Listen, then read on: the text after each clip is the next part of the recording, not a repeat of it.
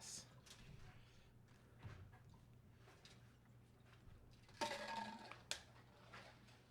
I'll take drugs after. Fuck it. You don't want to do drugs now? No. Oh, why not? Because I'll do it after. Oh, whatever. It's a whole process. I don't want to take up that much time on the podcast for my supplements. I think he stabbed me with that Stratus. Dude, you should have caught it. Whatever, dude. All right, cheers, Cheers. brother. Good to have you back. Yeah, feels good.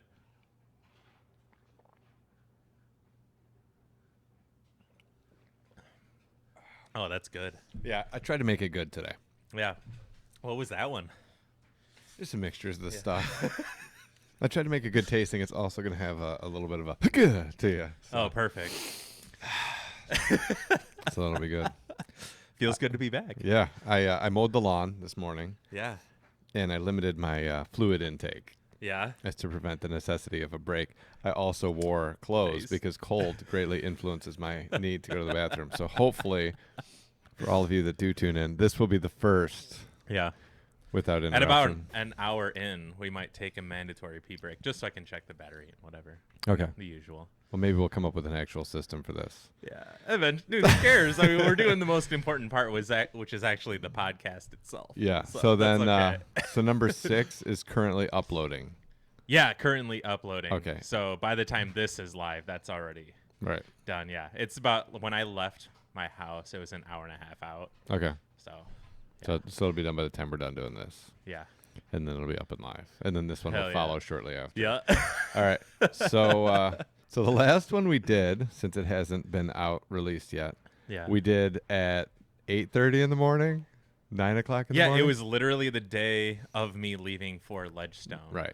And time-wise, I couldn't get it done and uploaded by the time I needed to be on the road. So I Right. was able to get it rendered out, but that was still 2 hours of process where it's like, well, if we leave now, we can be 2 hours onto the road. Right.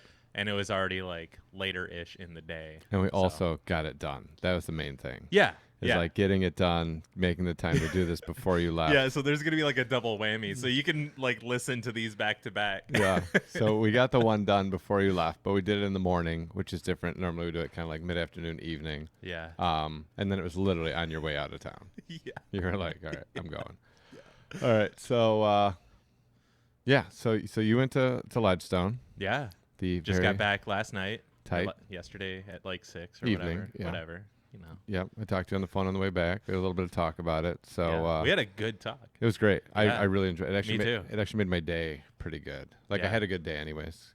Mondays are usually like pretty good days for me because I just hammer out all of the life stuff I have to do Yeah. other than mowing the lawn. Yeah. But but anyways, yeah. So just you went up to Ledgestone on Monday, Mhm. right? Because you left here. Did you get there in time to play anything? No, I got there, or we got there at like 10:45, and when we got into the Super 8, they were just like, "Are you Mr. Fortuna or whatever?" I was like, "Yeah." Yes, Yeah, like, Yes, I am. You're literally our last reservation for today. It's like, sweet, thanks. I made it. I got here. Yeah, and then like we got upgraded to like a fancier room too, But of still a Super Super 8, which was like, dude, I don't care. We want a room. Yeah. we need a room and shower, Yeah. a place to sleep. The mattress was basically a floor. Yeah. Like, I don't know, Oh, but we've got that premium Pro D plastic for you. set aside. Oh shit! Really? So it Okay. breaks in one All right. extra throw. Good. Yeah. All right. So you got the the Super 8 upgrade to Yeah. the Super 7, Yeah, and you guys settled in, and then you got up in the morning and you went and played Eureka. I went and played Eureka first. Okay. Because I thought I would be more. I'm more used to that course. I know most of that course as it is already. Okay. So our rounds started Northwoods Gold twice, and then Lake Eureka for the final 2 days. Right. And like the only stop on tour that's like a 4-round event too. So on top of it, you're playing like a mini version of Worlds Yeah. as it is. So it's a lot of endurance. And I did it that way because I wanted to be more ready for Northwoods Gold because I wasn't sure what it was. It's been a couple years since I've played Northwoods itself, Yeah. and both of these courses are temp courses. I found out, like I know Eureka is, and then Northwoods Gold, I didn't know that they only had in for this event in that layout specifically. Like I talked to some local guys or whatever. Yeah. and it's a lot of fun. I actually really like it, and a lot of people hate it, but I think a lot of the hate comes from It's not just your, getting unlucky, or yeah, and it's not your thing, not your style whatever. of golf, right? Yeah. So I wanted to go into the tournament. Last practice of Right. that What you're is- gonna do first? Yeah. So I went. I played the first round. I played. I just want to take a second. We played a tournament years and years ago. May have been the first. I think it was the second tournament we ever played together. Mm-hmm. And I remember we were playing, and it was kind of a like wooded course, and there was definitely a lot of penalty if you got hit by the trees the wrong way.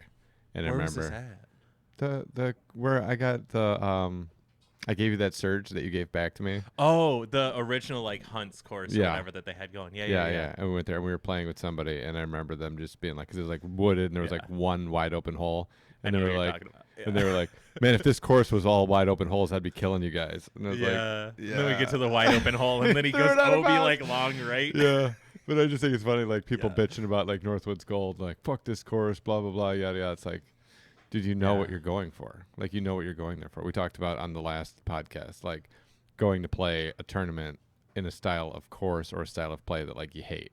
Yeah. Then just don't go do it. Yep. Right. But once you're there, just fucking do it because you're there. And not only are you there, you paid an absorbent amount of money Yeah. to be there to do that. Yeah. Yeah. So Maybe yeah, they'll- there was yeah. weirdness, and the who was that? So I know I played with Cameron Messerschmidt. I think that's how you say it. Super cool guy. A little bit all over the place. Like I said, we talked. I don't know if he was like on some helpful drugs or something, or if that's just how he was. I literally don't know. Maybe he It's does like, pre-workout. maybe he snorted and wore a blouse like the night before or something, and he was just fucking amped. But overall, like I Probably thought he was happens a- more than you think. Yeah. Overall, he was a pretty cool guy. I enjoyed playing with that card, Yeah. especially like we were able to bounce back and forth, like energy wise on there. We were able to like, come on, man, like you got this type deal or whatever. Yeah. And then we played. Who else was on the card? I can't remember. I know one of the guys, Andrew. I don't remember his last name, but he did not have a good day, and he dropped out after the first round, which Yeah. I thought was. That's like he was obviously struggling, and it like he was getting bad breaks, but nothing worse than what we were going through on certain holes. Like even on hole 12, which is like one of the hardest par fives that I've played besides Bald Mountains, Yeah. whatever the fuck that is. Like this is more, you have lines. Yeah. You can see what you have to fucking do, Yeah. and doing it is fucking hard. Yeah. There for me, it's not like clear cut and dry. Like if you took the tee pads of both courses, one has a tee shot, the other one is real tight, real wooded, not very clean and manicured type deal. So this one here you can go for hole 12, and then Bald Mountain is like kind of hope for the best type deal. But the guy, so just for me, Yeah. because I always like to assume the best of people. Yeah. He may have been like dealing with like some injury that he was trying to fight back from, or he might have put in Yeah. a bunch of work figuring like it's not really going to hinder me during the tournament. And then that round, it might have just been like, no, I can't even really play my game. Right. That Yeah, maybe. I might don't have know, been it. because I'm not saying like he's a bad guy, because his personality, like when we could get talk out of him, Yeah. he was a super nice guy. Yeah. So whatever it was, like he dropped out. It didn't seem like he wasn't complaining about any injuries or whatever, but I don't know. Maybe Yeah. he wasn't wanting to offer up that information, but the struggle was real for all of us. We all had our holes, and the best we took as a card on that hole was, I think, a 6. I think it was like 6, 6, 7, 8 or something like that. Yeah. And I think I took the 8 on the first round. Nice. Yeah, killed it. But yeah, so that course was a lot of fun, very tough. I felt prepared for everything Yeah. when I was going into it. So how And did your prep rounds go in terms of like serving you during the rounds? Like were you out there like shooting stuff backwards and doing stuff like we talked about previously? Or For you the just- most part, I was trying to get as much in as I could because I didn't have the time needed to be able to do that. I had one day of prep for each course basically. Yeah. And I had to get as much done as I possibly could without burning myself out. Yes. And it was after a certain amount of time on Northwoods where I was just like, I've been on this course for 3.5 hours already, and I'm still on the front 9. I need to dial some shit in, figure out what I'm trying to do. That is my game plan, and then stick to that because it is consistent. Trust the process. Trust that I know what I'm doing. Right. And then just relying on executing. And doing all that, I felt really good. I felt supremely confident after having people play through, and I've already like kind of played out the hole once or twice, and they're doing like the same thing as I'm doing. So I feel like I'm clearly doing something right here. If you have these guys that are 1,000 whatever rated, winning big tournaments, playing and breaking holes down the same way that I'm doing, but I'm not like doing it after I see them do it. Right. Like I'm going through this process, trying to figure it out, and then I watch all these guys do it back to back to back. It's like, okay, I'm at least onto something or whatever. Because those guys can have a skill set that other people don't. So I always tell people, like, being 1,000 rated player where you're playing the same 6 courses by your house and all the tournaments at them every year, and you're 1,000 rated. In Michigan, it's difficult because there's like the suffocation of ratings. Yeah. But and anywhere you're going to run it, whatever the difficulties are. But that's like one skill set, right? Like that you play these courses that are an hour and a half from your house, and you do all that stuff and whatever, and you're familiar with all those courses, and you go out and shoot. Double, triple digit numbers of rounds played on this course versus a different skill set, which is that guy that like pulls up in his van and breaks down a course and then goes out and throws 1,000 rated rounds at that course that he's played 3 times. Yep. Yeah. Yeah. Or first time. Like Kale was like, well, haven't played here yet, so we'll see how it goes. And he was like on lead card after the second round or whatever. Yeah. And then, Yeah. So that like watching your prep, because you have not been a touring pro, watching your prep and game plan, then follow along with the thought process and approach to the guys that is a skill set that they have developed over the last few years had to feel good. Yeah, like totally. When I was talking to you on the phone, it was like, yeah, well, that's a good sign. Yeah, absolutely. Yeah. And going through all of it, it's like, this is what like true confidence is. Like you have false confidence where it's like you kind of are amping yourself up to like get to that point. But here is like, no, like legitimately, I feel confident and great about it. I feel like X, Y, and Z positive about it, which I thought was awesome. But then it was not long after that was all happening where it's like, all right, I'm starting to feel like fatigued and I need to get through the rest of the round just so I know what it is I need to be throwing. Right. You got some kind of idea. Yeah, and most of the back holes, I already like, or not the back hole, the front holes, I had a pretty good idea on. Yeah. So like I cruised through some of them, and then it was mainly like the par 4s and 5s that were different. So like hole 3, I needed to figure out. 4, I didn't know they made longer. So that one was a very different shot than in years past. Yes. Where like years past, it was like a par 3 where you can go for it.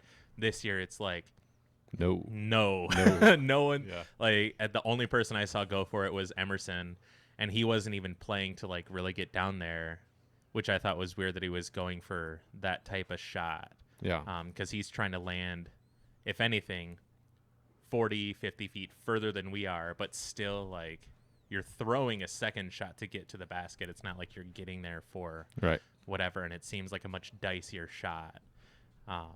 But I don't know. I mean, he's a good player. He knows what he's doing. He trusts himself, so that's fine. You do you. His process has yielded results. Yeah, yes. Absolutely. And then a couple of the other holes. So there's that's hole 4. 5 is the first field hole. So like 5, 6, and 7. When the last time I played, there was ropes like all throughout that area. So it was a different field then versus now where there's not any OB really anywhere. The only OB is on the second field hole where there's the cemetery like way off to the left, which is like really hard to get to, and that's it. As to where before, it's like you have to throw this highly accurate shot with a lot of distance and land like in this tiny little runway of whatever, and taking like a 6 or 7 on it is much easier versus now, which is you can be basically fucking anywhere. Yeah. But so I got through those holes, and then had a couple holes that were similar, and then hole 10 was the other par 4. So like this is now the stretch of the really hard part of the course where it's like as soon as you get past these couple holes, when I got to 12 and like we finished 12, I was thinking about hole 6, and the first thing was like that was last round. And then I had to like bring myself back and say like, no, that's the same round. Yeah. It's the same. It legitimately felt like forever ago, and like it's on a different course, and it was very strange. Did you guys have a lot of backups? 12 was the biggest backup. Like Yeah. we were throughout the whole tournament, we had, at least for our cards that I was on, we had the crazy backup on 12 for the first round. The second round, we had like one card that we had to wait for, which was, we were super thankful. Third round at Eureka, hole 13 was the backup. We had 4 cards on there, including us. Yeah. Waiting. And then the last round, there was 1 card. So, and then that was really it. Everything else, we cruised through pretty easily. Yeah. But those backups were a long time. Yeah. So the first round, when we got to 12, when we got to hole 12 to when we finished hole 12 and we're on 13's pad was an hour and 10 minutes. Okay. It was nutty. Yeah. I didn't like it. Didn't feel that long. It felt long, but it didn't feel that long. I don't know. And then 13 was about the same at Eureka. Yeah. It was like 55 minutes or something. Yeah, because I watched live coverage, or not live coverage. I watched Jomez coverage, and like some of those, they were saying they waited like 90 minutes. Yeah. Like to play the hole from when they Yeah. got there, and you could see in the sunlight, like it was crazy. Like Yeah. they're on one hole and it's like shining through the trees, and then like they're teeing off in the next hole, and it's like Not.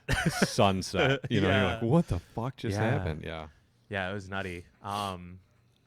But I was looking at my stats earlier, and I was telling you yesterday that my putting was by far the best. Yeah. Like out of my whole game, because X, Y, and Z about my drive timing. But my putting, my worst in the circle putting was my last round at 78% or whatever. And I Yeah. missed like putts that were hard because they were slightly uphill with like a crazy head left to right wind, that it was like, this is kind of a dicey run and whatever. Yeah. And then round 2 and 3, my in the circle one putting was 100%. And then my first round, I was 90%.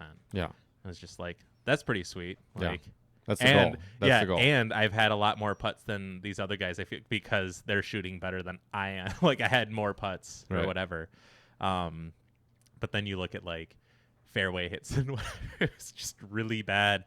And like I was telling you yesterday, I started realizing that a lot of it was just timing issues, because I'm getting outdriven by these guys that I can see that their timing's bad. I know that I can throw these shots that they're throwing, but I'm struggling with it really hard. And I Right. was trying to figure out, like, not like, why are these little like peons not like out driving me, but more so like, I know I can do this. Yeah.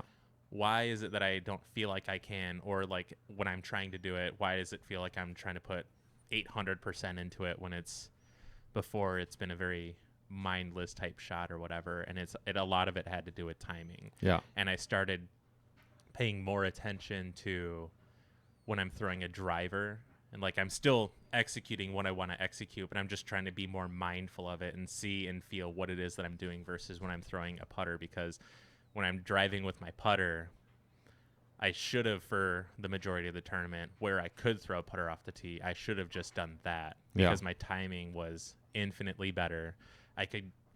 The power that I was transferring into that was probably like 90% transfer rate, versus into fairway driver was probably 30%. Yeah. Like, it was hilarious. So part of that is always the danger of messing with your form during the season. Yeah. Right. And not like, I face that kind of annually, where I hit a point where I feel like I can clean something up or adjust something, Mhm. and then I choose to like do something else, right? And like I Yeah. know this is going to benefit my game over the long haul, but like the reality is I have a tournament every week for the next 6 weeks, and if I Yeah. start on it now, right, like I'm going to go through 3 tournaments of like fucking around with this. Yeah. And so in that system, like how, like I think when I talked to you yesterday, at least you were saying like you're kind of in between the two. Mhm. Like you had a system in place for Yeah, your it was throw, that weird limbo. and then you're Yeah. like, I'm going to improve this. Started videotaping, started throwing in your basement, working on your timing. Yeah. You were able to make the transition on putters and mids. And then as far as your fairway drivers go, you're in the process of transitioning from where you were to where you want to be. Because like the feel was weird, the trust was weird. Yeah, all of a sudden it's like you And- don't remember how to throw a frisbee. Yeah. Yes. Exactly. And it's like, dude, 13. Like When we all- did our practice round at Addison, where I got like kind of amped up, that's where I was at. yeah. Dude, I was like, how do I even do this? Yeah.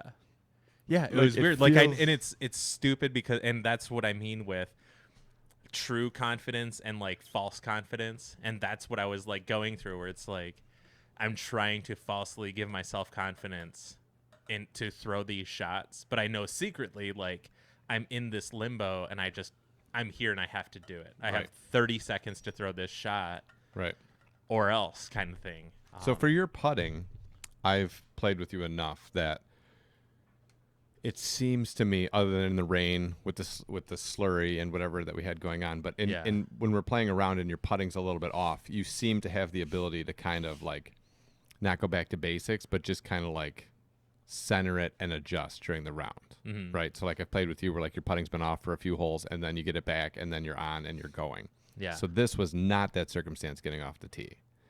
You were off with your timing and getting off the tee, and then you didn't have a way to like dial it back to something more basic that would just serve you for the rest of that round, so then you could like work on it after the round.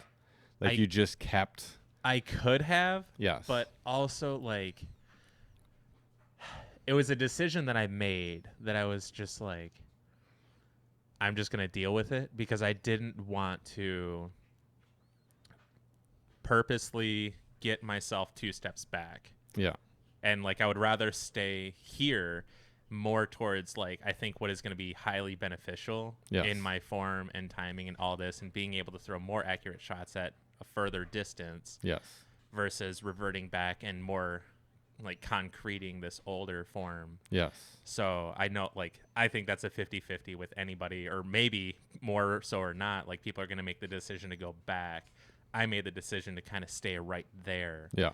And kind of hope for the best type deal, but like trust that this is going to help me in the long run. Yes. And also it helped me with my mental game. Like I was telling you yesterday, my mental game out of everyone I feel like I played with, I felt was the strongest. Yeah. Whether that's true or not, to me it was true. And that's all that matters. Yeah. All that matters is what your thoughts are. I felt so fucking good. Like I took 91st.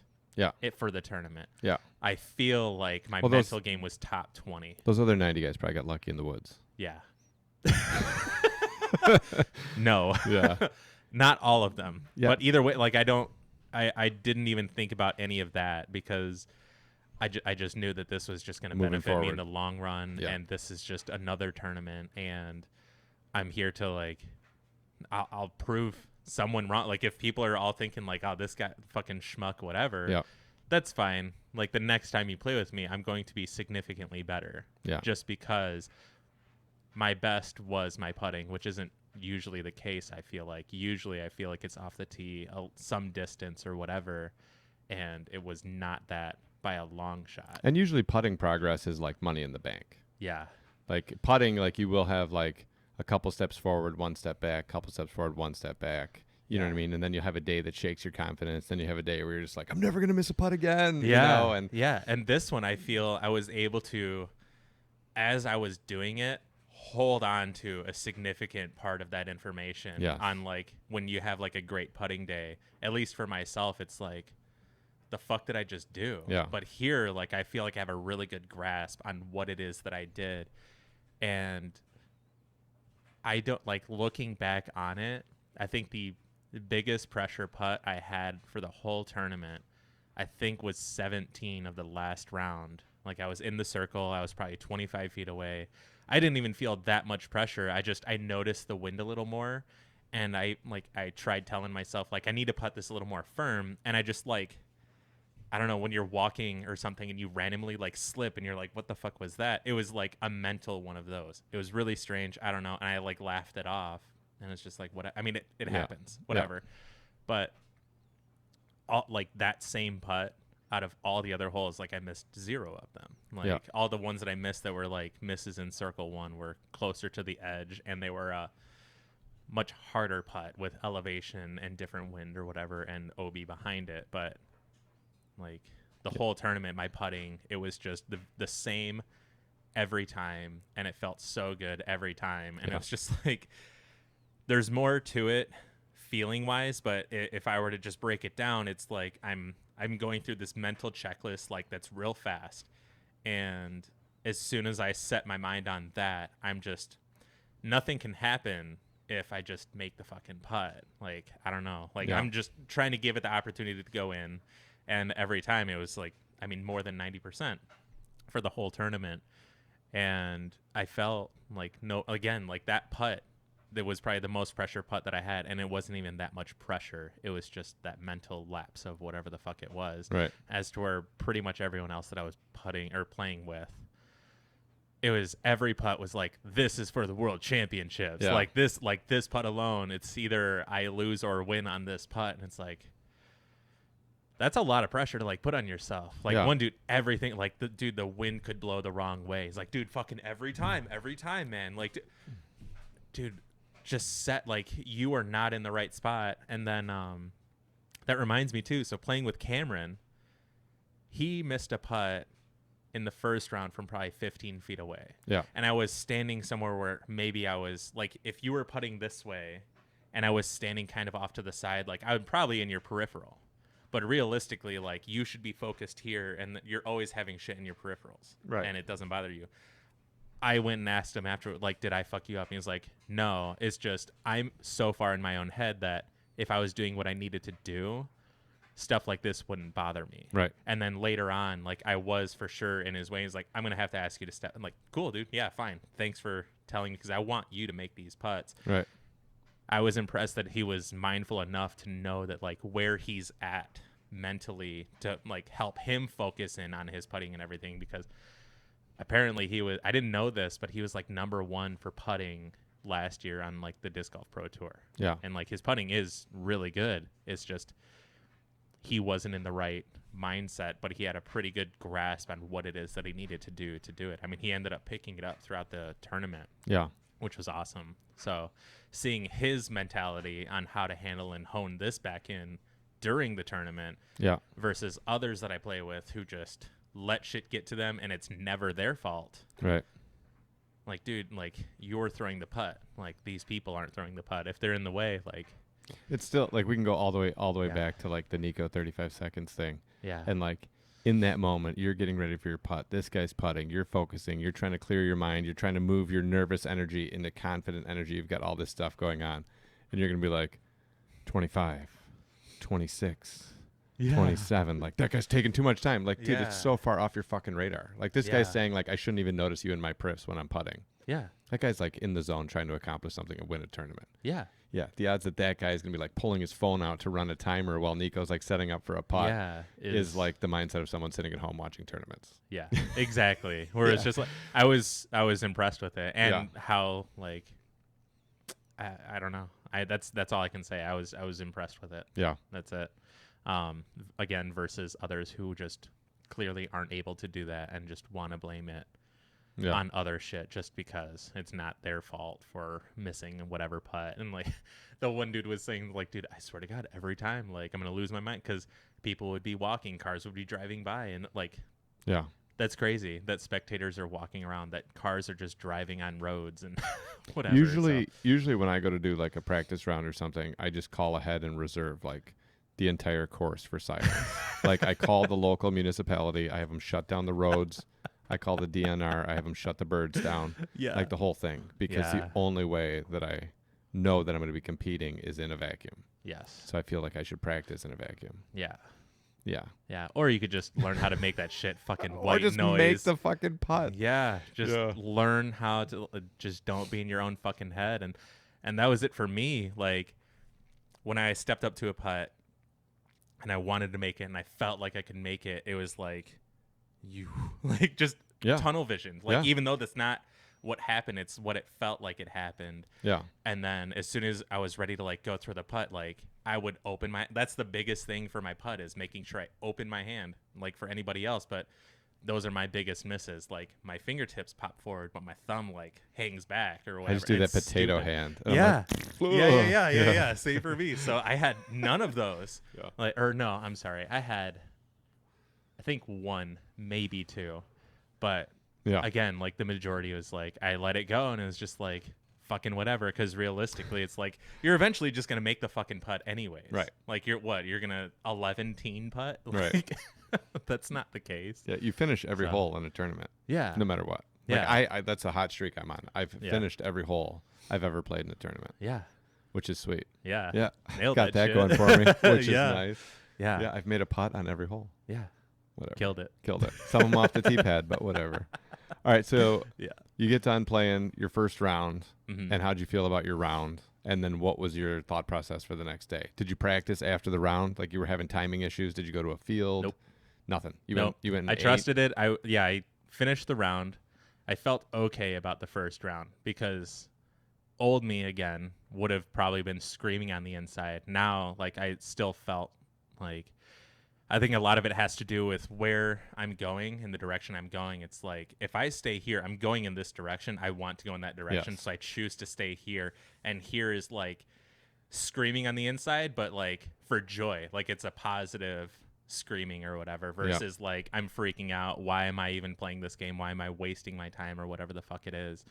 So I ended up finishing that round, making sure everybody's cool with scores or whatever. Go turn in the card, like hop in the car, and I just go back. I'm ready to. I take a bath and then I rinse off and just hang out, eat some food, and then I trust myself. Like I didn't go practice putt. People were outside. They brought their basket and were putting. Right. I forgot to bring my basket because I wanted to do that, but also I felt so good with my putting that I didn't feel like I needed to do it. You're you're in the glory zone. Yeah, of like and putting's going great. I don't need to do anything. Yeah, like I trust it. I had a couple 2 times where I was like, maybe like these putters feel a little better, and I was like, no, I'm just gonna stick to the ones that I'm just using. Yeah. And then I just cleaned them up, and it's like, okay, these feel really good. I'm just gonna do that. And then the other thing that actually Dan told me at one point that clicked for me randomly, I forget if I told you or not, but he coaches a little league baseball team. Yeah. And before a game, he's like, I just want you guys to go do a couple things, like throw 5 to 7 pitches to one another. Don't go all out, but like just get loose and warm. And then same thing for like hitting or swinging the bat. Yeah. Don't go all out. And I was just like, that makes a lot of sense. So I would go do that. And then the second round, I went and I putted for like 5 minutes or whatever the hell. And that was it. And then like the rest of the cards, like, or you get like, because they showed up after like I already did my warm up and whatever. And they're like, are you just not going to warm up? I'm like, no, I already did. Yeah. Like I did like my 10 putts or whatever the hell it was. I threw a couple up shots, played catch for like a minute or two. And now it's just like every time like I got on the tee, I was just excited to go. I couldn't sleep after the third round because I was so ready to go play and throw. I was so excited. It was hilarious. I didn't get to bed until like probably 2 a.m. Yeah, I love that. I love you're like so excited for the next day, and you're just like handicapping yourself by taking the sleep away. Yeah, you're like, I'm so excited to do well tomorrow that I'm totally just gonna. I can't. Like I was laying there and I'm like trying to sleep and I can't because my brain's just like firing all this shit. And it's just like whatever. I don't know what to do about the like. Yeah, it's one of the best reasons to play. Yeah, you know, like that thing, and I've said that for years. Like, I'm a grown ass man. Yeah. And like I love that feeling. I hate it. Yeah. I hate it. But I love that feeling when I'm standing there and I'm super fucking nervous and I'm all juiced up and my arms feel weird. Yeah. And my chest feels tight. And I'm like, there's nothing else in my life that brings this to me. Yeah. Like, and this is throwing frisbees. And I can appreciate the fact of that. But the reality is like, I love that feeling. Yeah. And like it makes me feel alive. Yeah, it's a true love-hate thing. Yeah. I hate how it makes me perform, but when I'm there, like I just love that feeling, and I'm like so grateful to have that in my life. Yeah, and to bring it back to like when I quit disc golf, like I wasn't getting that feeling. Yeah. And getting that again is like holy shit. Sweet. Because actually I almost didn't even play this tournament. I was there, and the night we got in, Amanda's uncle passed away. Oh, I'm sorry to hear that. And yeah, it was super sad, and it was very fast. Like he ended up going to the hospital, got diagnosed with like stage 4 pancreatic. Yeah. And like and he was like holding on. He was going through chemo and everything. Like my grandpa had it and he went super fast. So pancreatic cancer will take you out fast. Oh yeah. And anyway, so like we got there and literally as we got into the like everything into the room off the sled or whatever the fuck we used. Yeah. She got a call from her or a text from her dad or some saying that uncle passed. It's like fuck. Like, holy shit. And then, like, we went through X, Y, and Z, and then, like, we got into a disagreement about something just because I was like, I'm just trying to figure out what's actually going on. And then she ended up like breaking down at one point crying because she really like something was bothering her, and I was trying to like, what's going on, and like nothing, not like the typical whatever. And like in the long run, it's like, I wish you would have just told me so we could figure this out, because I really wanted her to go back. She really wanted to go. She was super upset about it, and to the point where I was trying to get like a rental car. I was trying to get, I don't like, maybe I Uber every day to get there. Maybe like I can get a ride with Will every day and then drive back with him. But it just didn't work out. Like we went to Enterprise. They told me no, even though it's like they needed a credit card. I didn't have a credit card on me. I just had my bank card. Yeah. And it's like, I can pay you everything now. And they're like, no. Yeah, it doesn't so work. Why don't you want my money? Like, take whatever. And they couldn't even explain to me why. The dude was just like, I have no, I'm like, okay, so why do you even exist type thing? Like, sweet. So and then I go to Hertz, and I'm talking to the guy in there while I'm in the parking lot of Enterprise, trying to like, I told him the whole explanation. It's like, yeah, we can totally get whatever to work. Go there, same exact fucking thing. Yep. And I was just like, why did I waste my time to drive a half hour over here? Yeah. I was so angry just because I wanted this to work out, and I felt really bad. And then I was just like, do we just drive home? Like, I'm ready and willing to just drive home for this or whatever. Like, this is a huge thing. And then she just, no, it's okay. Like, I'm cool with this. I know it sucks, and we're already all the way out here. I want you to play. So, and it was just this huge thing of just like crazy whirlwind of nonsense. Yeah. Or not nonsense, but like just unexpected drama. Yeah. And heartache and everything else. Yeah. So like I felt really bad. And so the first day she just stayed back, and she was just like, I'm just going to hang out here. It's like, I think you should. Yeah. Just manage all this and whatever. So I mean, ultimately, I'm glad that I got to play. I'm glad that everything worked out in the way that it did. Yeah. And then, it was a crazy timing thing. Yeah. Like, it could have been after the week, like before, like, again, like, I'm surprised that he made it this long, because my grandpa had the same thing, and he's got 6 months. No, he had a week and a half. Yeah. Like, and then they told him 6 months, and he actually lasted 8, I think, or something like that. Yeah. And I don't know. Crazy. Yeah, nutty. So first day, she stayed back at the hotel. You Yep. get done. You come back to the hotel, take a bath, rinse off. Yep. You're there for her. Yep. You go to sleep. You wake up in the morning. You go to the course. Same course, second round. Yep. Same warm up, same warm up, Yep. same everything. And then your second round goes better or worse than your Better. first round? By how many?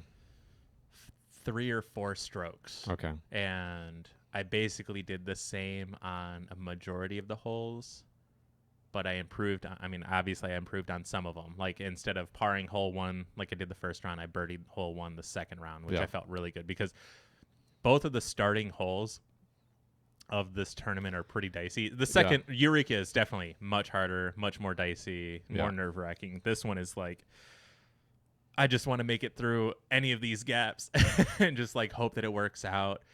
And I made it through both times, but the first round I like kicked the tree and I popped off to the right, got a 3. Second round, made it through the gap all the way, made circle's edge putt for 2, but I followed it up with a 4 on the next hole. But this year, unlike the last time I played this tournament, hole 2 was a triple island hole, which was fucking stupid. Yeah, I remember you telling me about it. that. It was so fucking dumb. And it was stroke and distance last time you and played, it was right? stroke and distance. Yeah. So I think I took a 9 on it or something. I think Eagle had the record of biggest number. I think he took like a 23 on that hole or whatever that year. Yeah. But anyway, so this year it played normal, no OBs unless it's lost. And I played it for a 3 every time, just because I wasn't trusting my sidearm so much. I thought there would be more to go wrong, and if I had more trust in it, I would have been throwing it. But instead, I threw putter. First round I took a 3, second round I took a 4. Whatever, I'm still even, just like I was the first day. Whatever. Hole 3. I mean, and a lot of these holes are like nerve-wracking tee shots. I got to this one both times, like nerve-wracking tee shot.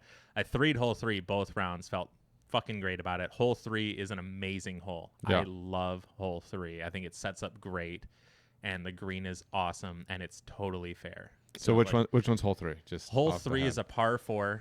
I think it's 570 or something like that, but it's a super narrow fairway. You have a couple trees right off the tee, so you have one real close. So throwing backhand is a little dicier because I don't want to early release and hit this tree. Right. And then you have like one off to the right and then one in the middle slightly off to the right. And as long as you make this left gap and you give it enough to get to the mouth is just all I'm trying to get to. Even if I'm short and like slightly left or right. Right, you still have a shot. Yeah, because where I'm trying to land, I'm thinking like putter every time I'm throwing a putter. So if I'm slightly back, I know I can still throw a putter or manage to get up and down because the only OB that's on that hole is long of it. And there's a fence there. So if you fucking hit the fence, you're good. You have to be high and to get over it. And there's guardian branches that are going to kind of knock it down. So it's a relatively safe green. But it's got the valley just short of it too. So when I was practicing that hole, I walked up to see what the green looked like, and it's like, wow, that's a deeper valley than I thought it was going to be. Like, it's still makeable putt, but you're still like looking up here at the basket if you landed down there. Yeah. But I threw FD backhand both rounds, like flat to Anheuser, made it to the gap, putter up and down both times, threes both times. I was like, fuck yeah. I felt great about it the first round. I felt even better about it the second round. And then 4 is the one. Long straight shot. Yes. Yeah. Okay. So in the last time I played that hole, it was in what the short pad is now. Yeah. The long pad is literally next to an old tee pad for a previous stupid hole that was like, you have to birdie it because everyone else is going to birdie it type thing. Right. And it was just a little deuce or die. Yeah, it was a firefighter's hole. So this one is the only OB is the cemetery on your left over this fence. And as long as you get past that, you're good. You could either try to go up the center to land in placement. Yes. Or you can throw hyzer through the gap and land basically in the same spot. I threw hyzer both times. The first round, I like early released it. I hit a tree and smacked into the fence. I ended up taking a 4 the first round and a 3 the second round. Or maybe it was flip-flopped. Either way, that's how it went for those rounds. And, I mean, taking a 4 on that, I feel good about. Because it's easy to take a 5, even potentially or a more. 6. Yeah.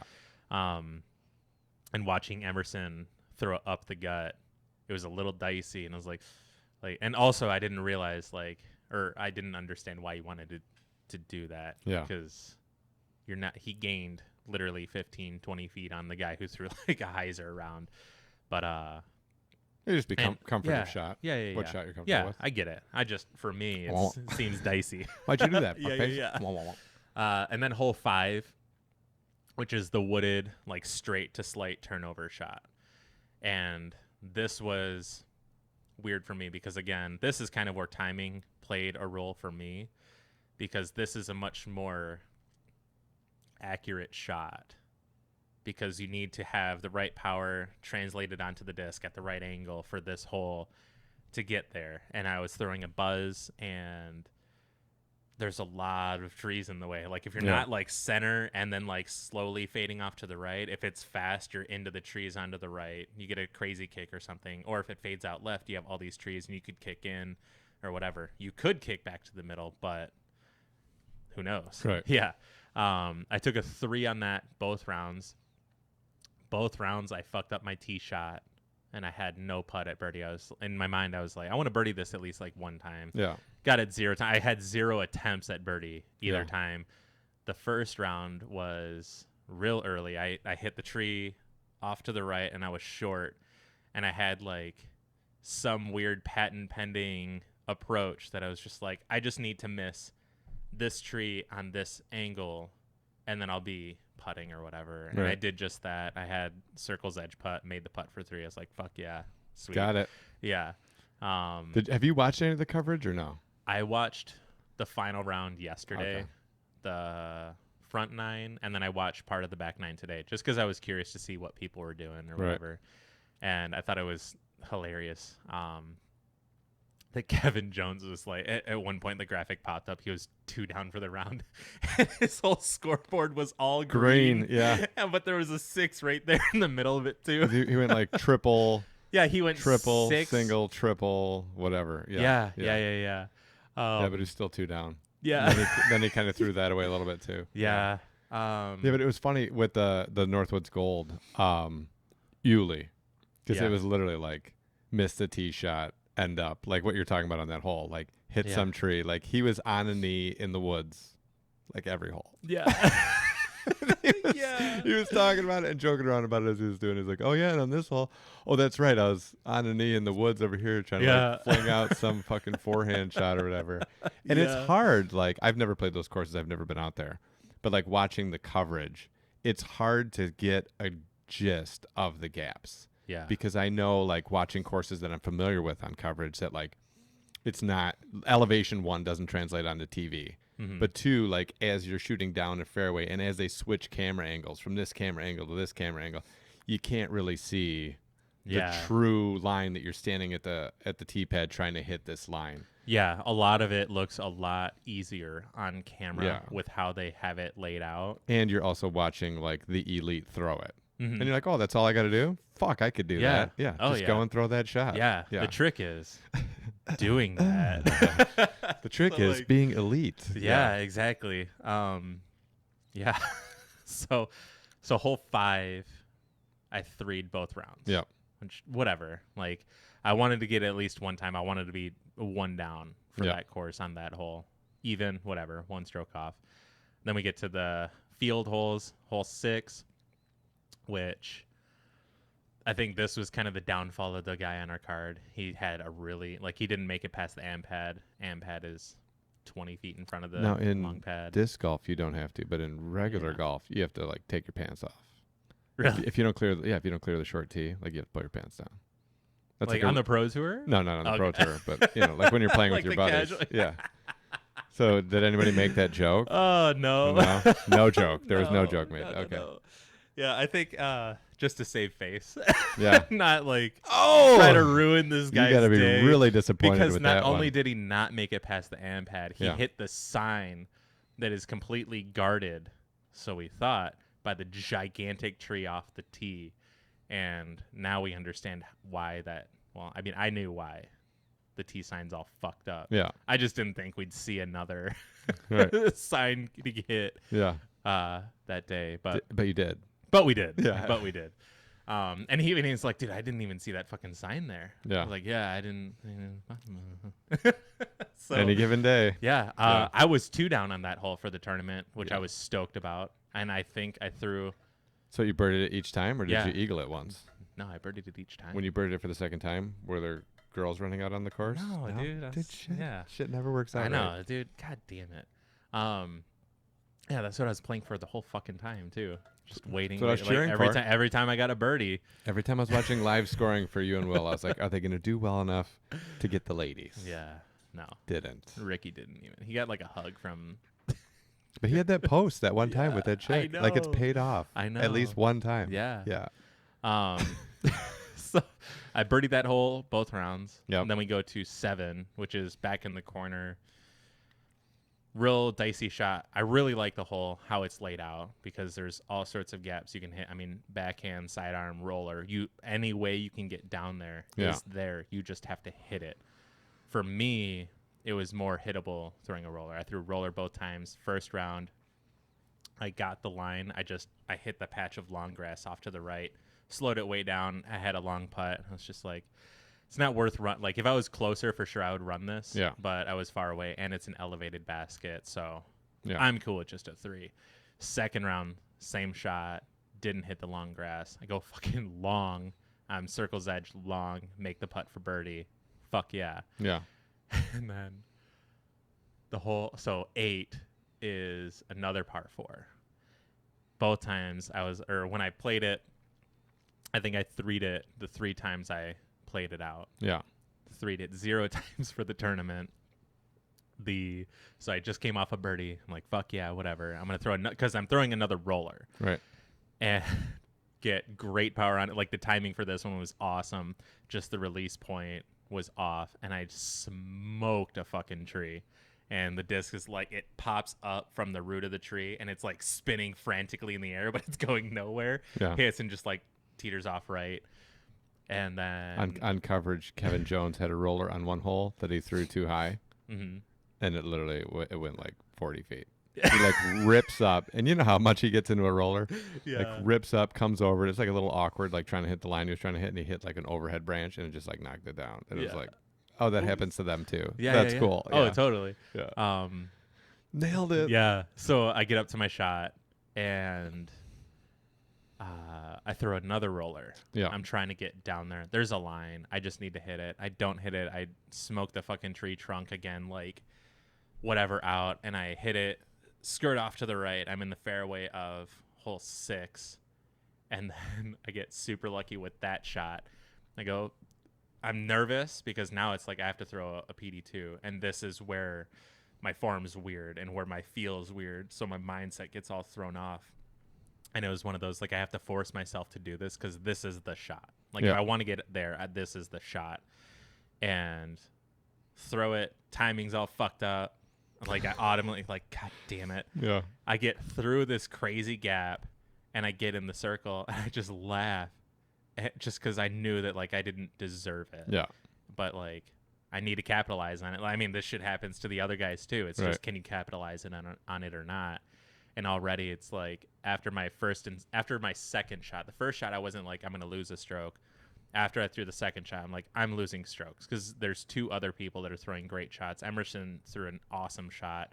He ended up taking a 5 on it, and I took a 4 with my dumb shittery that I was doing off the tee and all that. It's a good feel. Yeah. Yeah. And I just and that I didn't audibly laugh, but like inside my head I was laughing just because I shouldn't have got that stroke. It was just one of those fucking things. What are you going to do? Hole 9 is the same as years past, just no OB. I got a 3 on the first round because I threw a backhand with a way too flippy buzz, and I ended up short with no look at it. And this is like the crazy giant pine tree off to the right of the basket, where if like I was in there in practice from 15 feet away, and it's a really hard putt. Yeah. And so for the second round, I'm like, I'm going to throw a buzz still. I'm just going to throw one of the glow ones I got from you. I'm going to throw it flat and hard because if it goes straight, and as long as it drifts right at any point in time, you're good. And then still like fades out, I'll be good. I'll be in because the shot's circle. a little uphill, right? It might be slightly. Yeah. It's kind of on a berm or whatever. Yeah. But even if you're straight out and like you're still going to hit like circle. So if I get that slight drift right, I'll be in the circle. Good, and that that's much better. Yeah, right. that's what happened. Yeah. I got that 2 there, sweet. And then hole 10. I love those holes when you see that. When you're like, all I have to do is throw it straight. Yeah. And I'll be okay. Yeah. And if it does drift a little bit, sweet. And even if it falls out a little bit, I'm still good. And then you watch the people on your card just like pull it over. Yeah. Fuck up the shot, and you're like, yeah. And that's what I did the first round because the realization was like, I'm trying to do too much, even though I'm just trying to throw an Anheuser. I'm throwing a riskier shot, even though I threw the same shot both rounds, but with a different disc. So Yellow Mercy wouldn't get there? Yellow Mercy's gone. Again? Yeah. Oh. Wrecked. So awkward that I brought this up on the podcast. And it's funny you say that too, or that you brought that up. Yeah.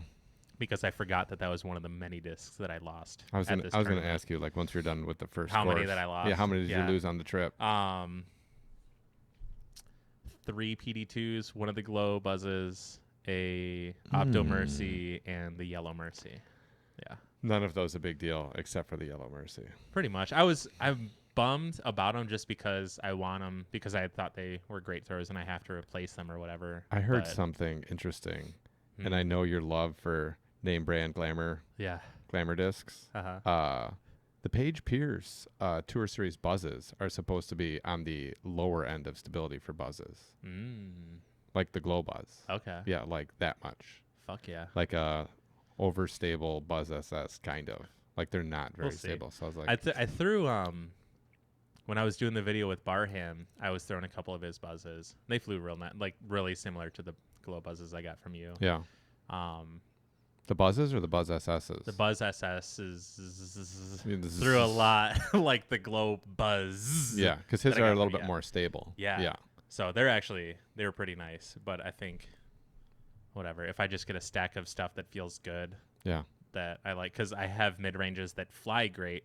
They just feel like shit. Yeah. Like the outer rim is nice, rigid, whatever, but the inside is made of like Chewing gum. yeah. Like I don't like it, but the buzzes I got from you, like it's the whole thing is like hardy Uniform, and I Yeah. really like as long as I can get that. I like when the flight plate feels like a old tennis shoe insole.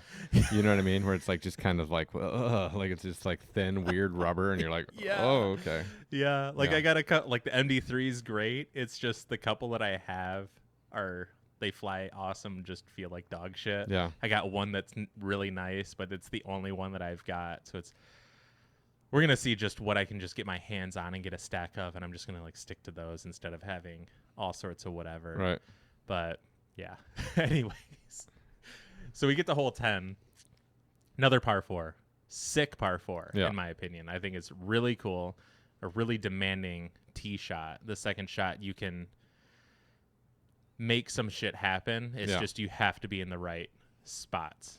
And like I threw FD off the tee both times. I think I went 3-4.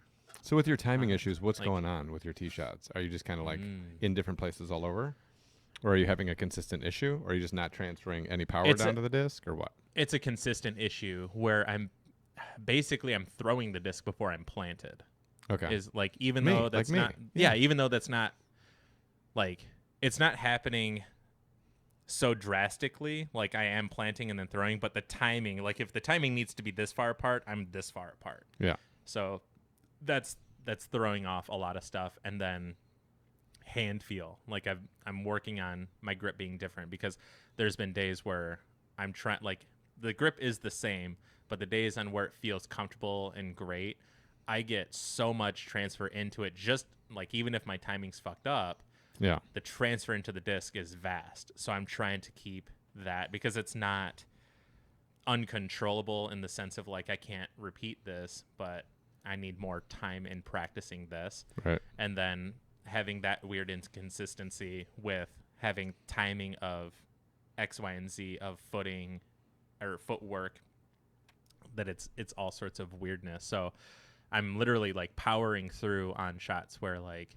this is what I practiced. It felt all right in practice, and now it feels weird. And then taking Feldberg's advice from one of the last podcasts was like, just trust that this is okay. Yeah. And then just you have to execute. It is what it is. So are you going? Are you like what's your results? Are you like pulling it? Are you early releasing it? Are you like nose up? more so pulling it, Yeah. more so late releases, weirdness going on. I Yeah. had one hole that I did the same exact shot on, which is baseball field hole on Eureka. And I wasn't trying to go for it because I knew my timing was weird, but I'm trying to get just straight out and just get placement and play for 3. And the first round I threw a PD2, went OB long as fuck, because I was like, I'm going to throw a hyzer. My body's like, we're just going to throw an anhyzer. All right, cool. Yeah. And then I go to the drop zone. I'm like, I'm just going to throw a hyzer, do the same fucking thing. Yeah. I'm like, all right, sweet. Take a 6 on that hole or whatever the fuck it was. Yeah. But yeah, the biggest mistakes, I mean, it's the same basically every time. It's just a little bit different. It's like late releases and whatever. And I think a lot of it also is me rounding now. Like, I think that's just what it feels like, is I'm just going way around me. Like my throw isn't in a straight line. It's just I'm starting way back here, coming all the way around, and then like releasing here, and then expecting my disc to go somewhere, which No. it's not going to do. Yeah. Yeah. I've seen on that video. No. Yeah. Yes. Yeah. So No.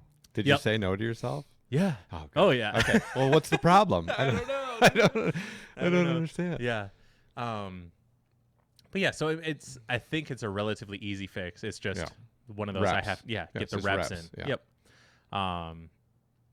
And then the other thing is I'm gonna work on, again, like I was just saying, tuning my bag down. Like I think I can throw whatever I really want, but just mentally it's like if I have X amount of mid ranges that are like my straight go to mid ranges, which are right now those buzzes I got from you. Well, buzz that I got from you. Rip one of those ones. Yeah. And then having overstable distance driver, which is going to be PD2s, and then have like stable distance drivers that are more bombery ones, which are probably just going to be D2s because I have a giant stack of those that all are amazing. And then fairways, FDs, which I really like. Probably have like an FD2, which is like the bigger brother of that. Like if I have more of a wind or something, Yeah. I'll throw that. And then I have interchangeable Firebirds. So I have like West Side's Oddies and then a couple FD3s. And then I got Roadrunners for rollers, which is my favorite roller disc of all time ever. Yeah. But also I don't throw many rollers. I have one roller in my bag and I know it. So every time I throw it, it's like I'm just good with whatever the fuck it does. Right, whatever this basically. guy does, because I'm yeah. not trying to get all like technical with it. Right. I'm doing it just for mainly distance, or that's really the only shot. And if it works out, great. If not, well, whatever, because I have a better chance at it working out here versus a air shot that's I know just isn't going to work out or is a much lower percentage shot. And then Warlocks for putting. Like I got a giant stack of them now, and they worked this weekend. Yeah. Turns out they work great. Yeah. Don't have to take them back. Yeah.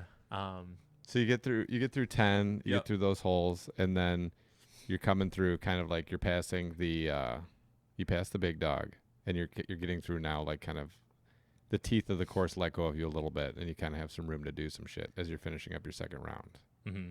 What's your mindset then? Like That's- where are you at in your head as far as like how the round's gone, where you wanted to be? Are you thinking like, all I right, feel great. now I'm gonna make some moves, like, or what? You're just Kinda, you're yeah, just thinking shot to shot. As I was closing up on the second round, like the last day of Northwoods, I'm like looking forward to Eureka, but also understand like I don't know where I want to be. Yeah. Like I know holes that are birdieable and holes that are real dicey and whatever, but then realizing now this timing thing is going to make Eureka much harder Yeah. just because of that, because it requires distance there Yeah. to shoot well. Right. Like you don't need crazy distance, but you need you need 400, 4 to 450, 450. Yeah.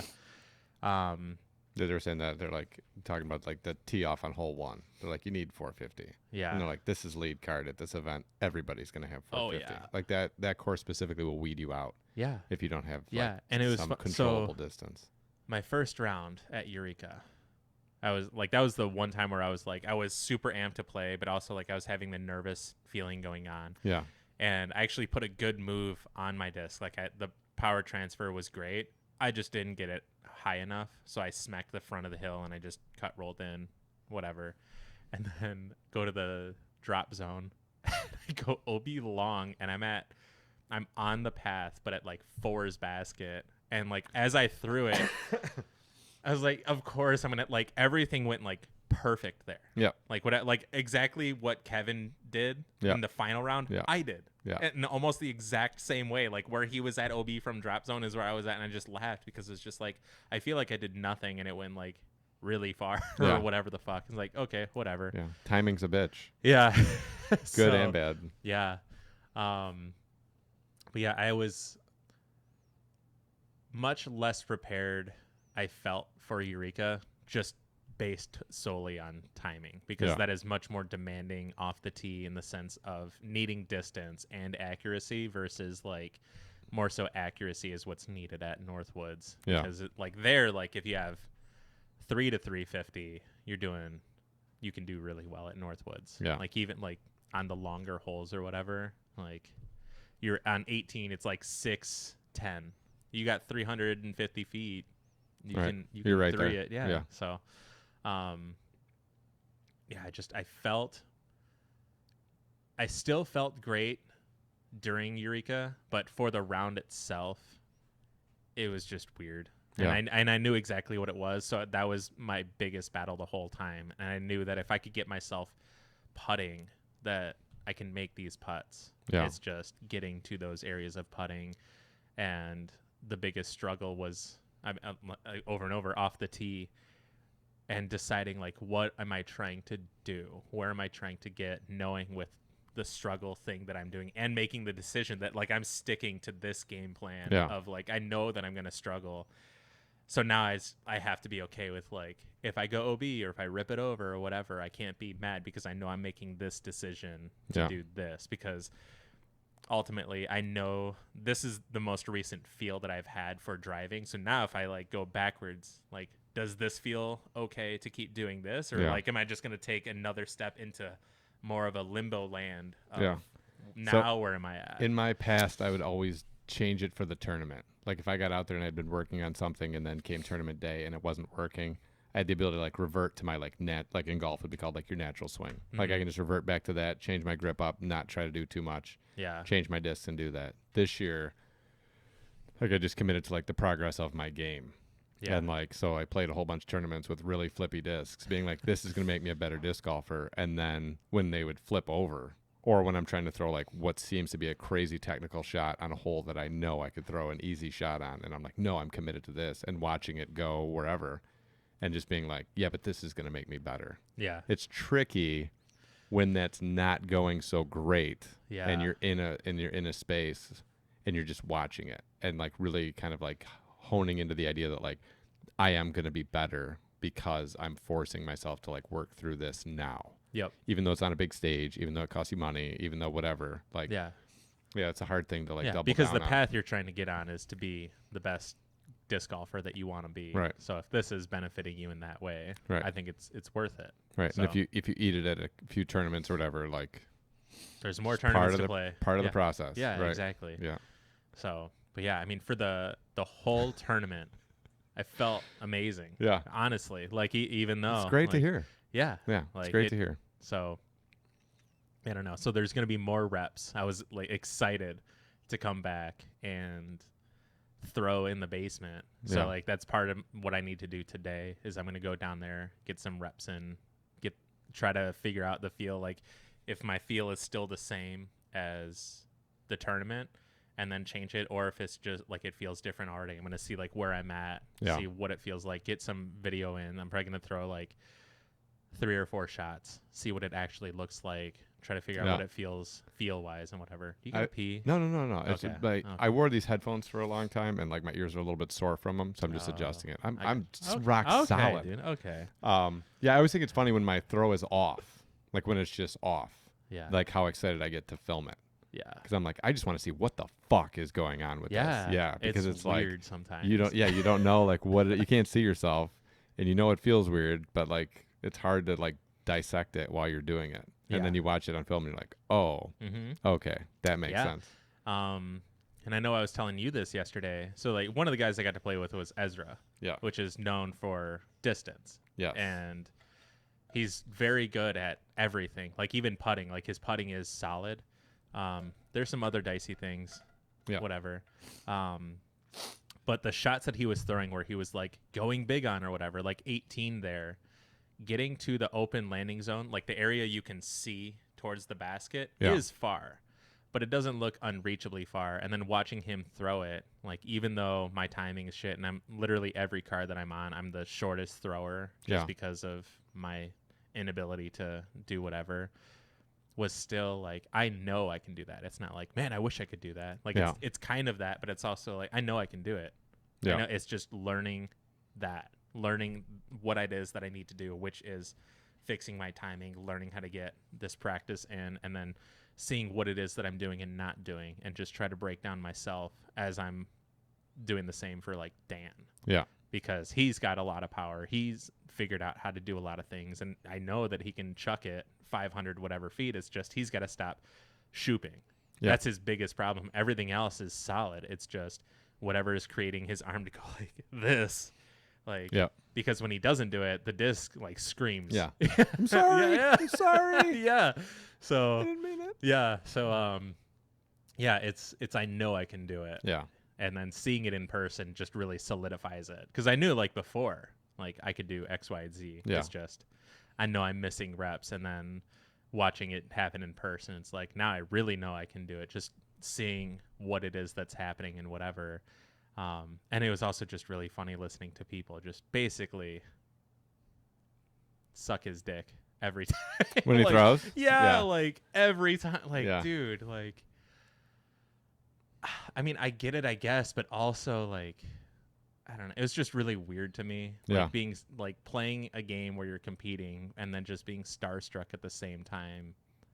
Yeah. Like, are you there competing, or are you there to just like try to play with some cool people that you see on the internet or something? I don't know. It's really weird. Yeah.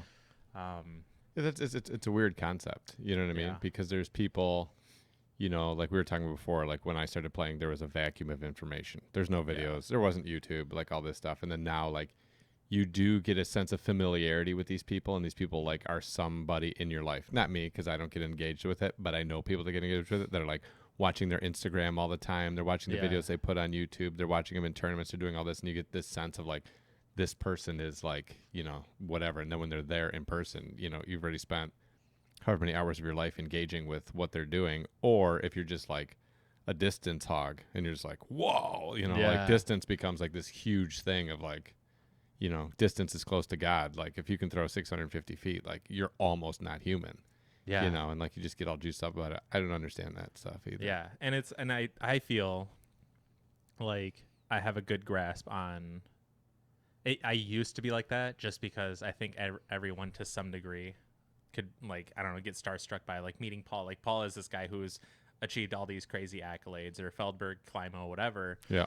But now, legitimately, like, I ran into all these guys, and at no point now, and it's happened before, did I get, like, the weird butterflies and, like, oh shit, like, this person's actually real, even though the person's real. Yeah. Like, you could, like, I could shake your hand, I could say hi to you if I wanted. Yeah. But, like, in passing and whatever, it's like, here's just another person, basically. Here's another competitor in this tournament. Yeah. And that's it. Like, I don't feel things are, like, unattainable on whatever just because it's Paul's Paul, Ricky's Ricky, or whoever. Yeah. Like, they're just people. Yeah. Versus, I don't, like, at least half of the card that we were playing with at any point in time are talking about, like, being starstruck, basically, in, like, layman's terms. Like, and that's where not only that, but also in the sense of how people were acting on the course, where I was just like, people need to kind of grow up. I feel like not just, like, not that the sport needs to grow. The sport is growing. Like, there's a lot of people coming into it. There's a lot of X, Y, and Z, but also in a way, it's a knockoff traditional golf. It's the same rules, same one, just different equipment. Yeah. That is held to a different standard of, like, this is a gentleman's game. This is also a gentleman's game. How you people are acting or not acting professionally, in my view, which is like, I was telling you and another buddy of mine, where it's like the combined age of whatever card I was on was like 7 years old. Yeah. Like, they were like kicking and screaming and throwing a tantrum just because their parents told them they couldn't have that Snickers. Yeah. Because it would ruin whatever. And it was just like, dude, what the hell? And I got the T-pad taken from me. Hilariously, you know the story already. Yeah. Which I thought was funny because. Wait, hold on. Tell me the story again. Yeah. So someone stole your T-pad? Yeah. Hold on. Wait. Yeah. Oh, it's already unscrewed. Oh. All right. So I think you should have just kept unscrewing. hold on. Wait. Let me make sure it's open. All right. So so you got your T-pad. You told me about this, and I thought it was hilarious. Yeah, I thought it was hilarious too, and I knew that you were going to find it hilarious just because of what the story was. I didn't find it hilarious because you stole my T-pad. Like, Yeah. I really didn't. Yeah. I found it hilarious because you're at, like, a pro tour event. Yeah. And you have people, like, stealing T-pads. Yeah. Because they're just so, like, whatever. Yeah, they're in on their own thing. They're and, in. like, I even, at one point, I said it out, like, I didn't necessarily mean to say it out loud. Like, I was just talking to my inner monologue type thing. Yeah, I was just like, out of your mouth. all right, yeah, you just, you do your thing. You're ready to go, whatever. Yeah. But also, it's like, we're waiting on this T-pad for X, Y, and Z. Usually it's like, what's the order? Because it's been so long, like, Right. whatever. And the dude was just so amped up. He's like, I'm going to throw. And that happened 2 other times. It happened on baseball field hole, where, like, I wasn't the only one to go OB off the tee. Dude rage stomps all the way to drop zone, chucks his disc as we're all still walking. Yeah. And I was just like, the whole time is like, he's going to throw before me. Like, Yeah. I was first to, like, I threw OB first. It's still, like, this order. Yes. And just because you're mad, like, you're affecting literally the other part of the card Right. of whatever, at least in my view. Like, I don't know, like, it didn't affect my outcome. I don't feel like I was juiced up and I threw OB because of what was happening. It was just like, you just the got way your timing right at the wrong time. yeah. It was just. So what's your thought? I know that we had a conversation about it, and I'll air my my opinion on it, but what's your thought process in terms of like what's the cause of that? Like why is that happening? Well, I think they're holding themselves to like, I'm this good, so Yeah. I should be doing this good. Yeah. And if I'm not doing this good, it's like it's starting this freak out like emotion on the inside of like, I'm here to win, I'm here to compete in X, Y, and Z, and that it legitimately felt like I'm upper class and you're like this dirt. It's I don't like the Yeah. surf system or whatever the hell or caste system, sorry. Yeah. And it was just like, that's not it. Like, we're all competitors, and how you are viewed as because of how you hold yourself. It doesn't, like, to me, it doesn't matter how good you are. And I gave the example of like, if you're like some hot chick who's like just smoking hot, whatever, but your personality is just dog shit. Like, at least to me, like, if you're a 10 out of 10, but then I find out your personality is dog shit, like, you drop at least half. Yeah. At least half. And that's kind of how I see that. Like, I don't, like, if Paul was that way, like, cool, yeah, you're amazing at the sport, but How disappointing. Yeah, Just how exactly, disappointing. Yeah. Exactly. And that's how what like in for anybody. So I think having that happen, it wasn't just this person specifically. Again, Right. it's at least half of my card throughout the whole tournament of Yeah. just like, this doesn't make sense. Like, I know, like, I was here at some point.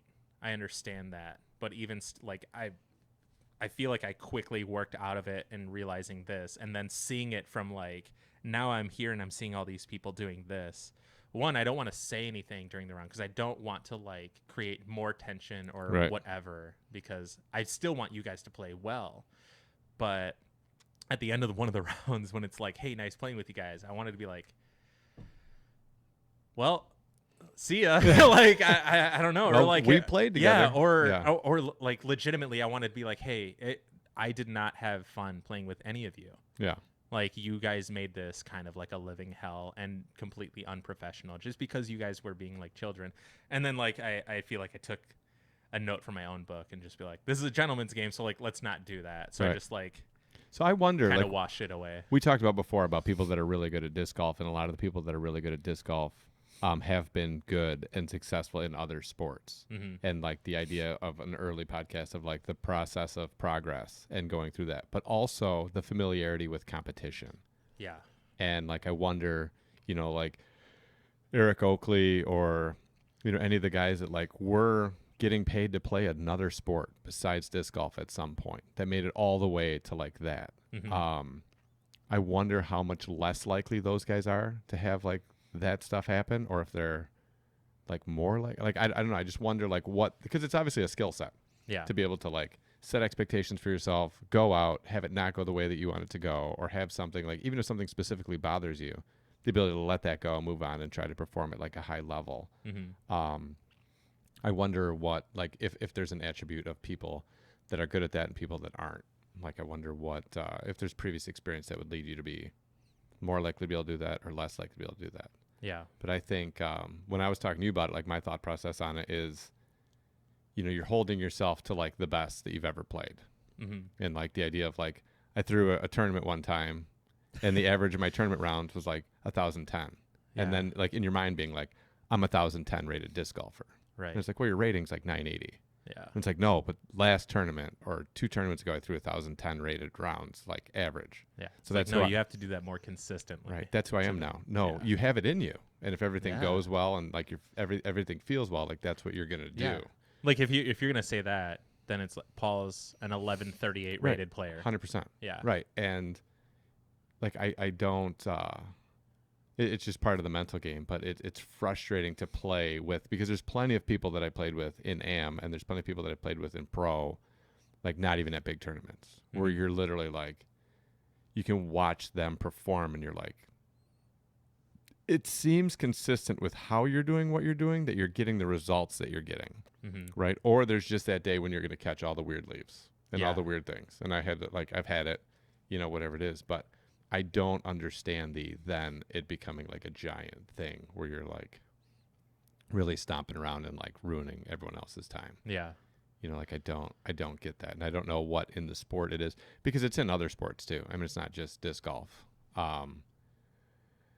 Yeah, I don't know. It's probably more prevalent in individual sports than team sports, Mm-hmm. because your teammates are there to like buffer you Yeah. and be like, shut the fuck up. Yeah. Right. Like, or Yeah. like get it together, or Yeah. no, that was your fault, or whatever. Where Yeah. individual sports, you kind of live in this world of like, it's just you, and then all these unfortunate events that are limiting your ability to be the best that you've ever been, you know. And then you just like, you either buy into that, or you buy into like, how can I stop this from happening? How can I change course? How can I improve on what I'm doing?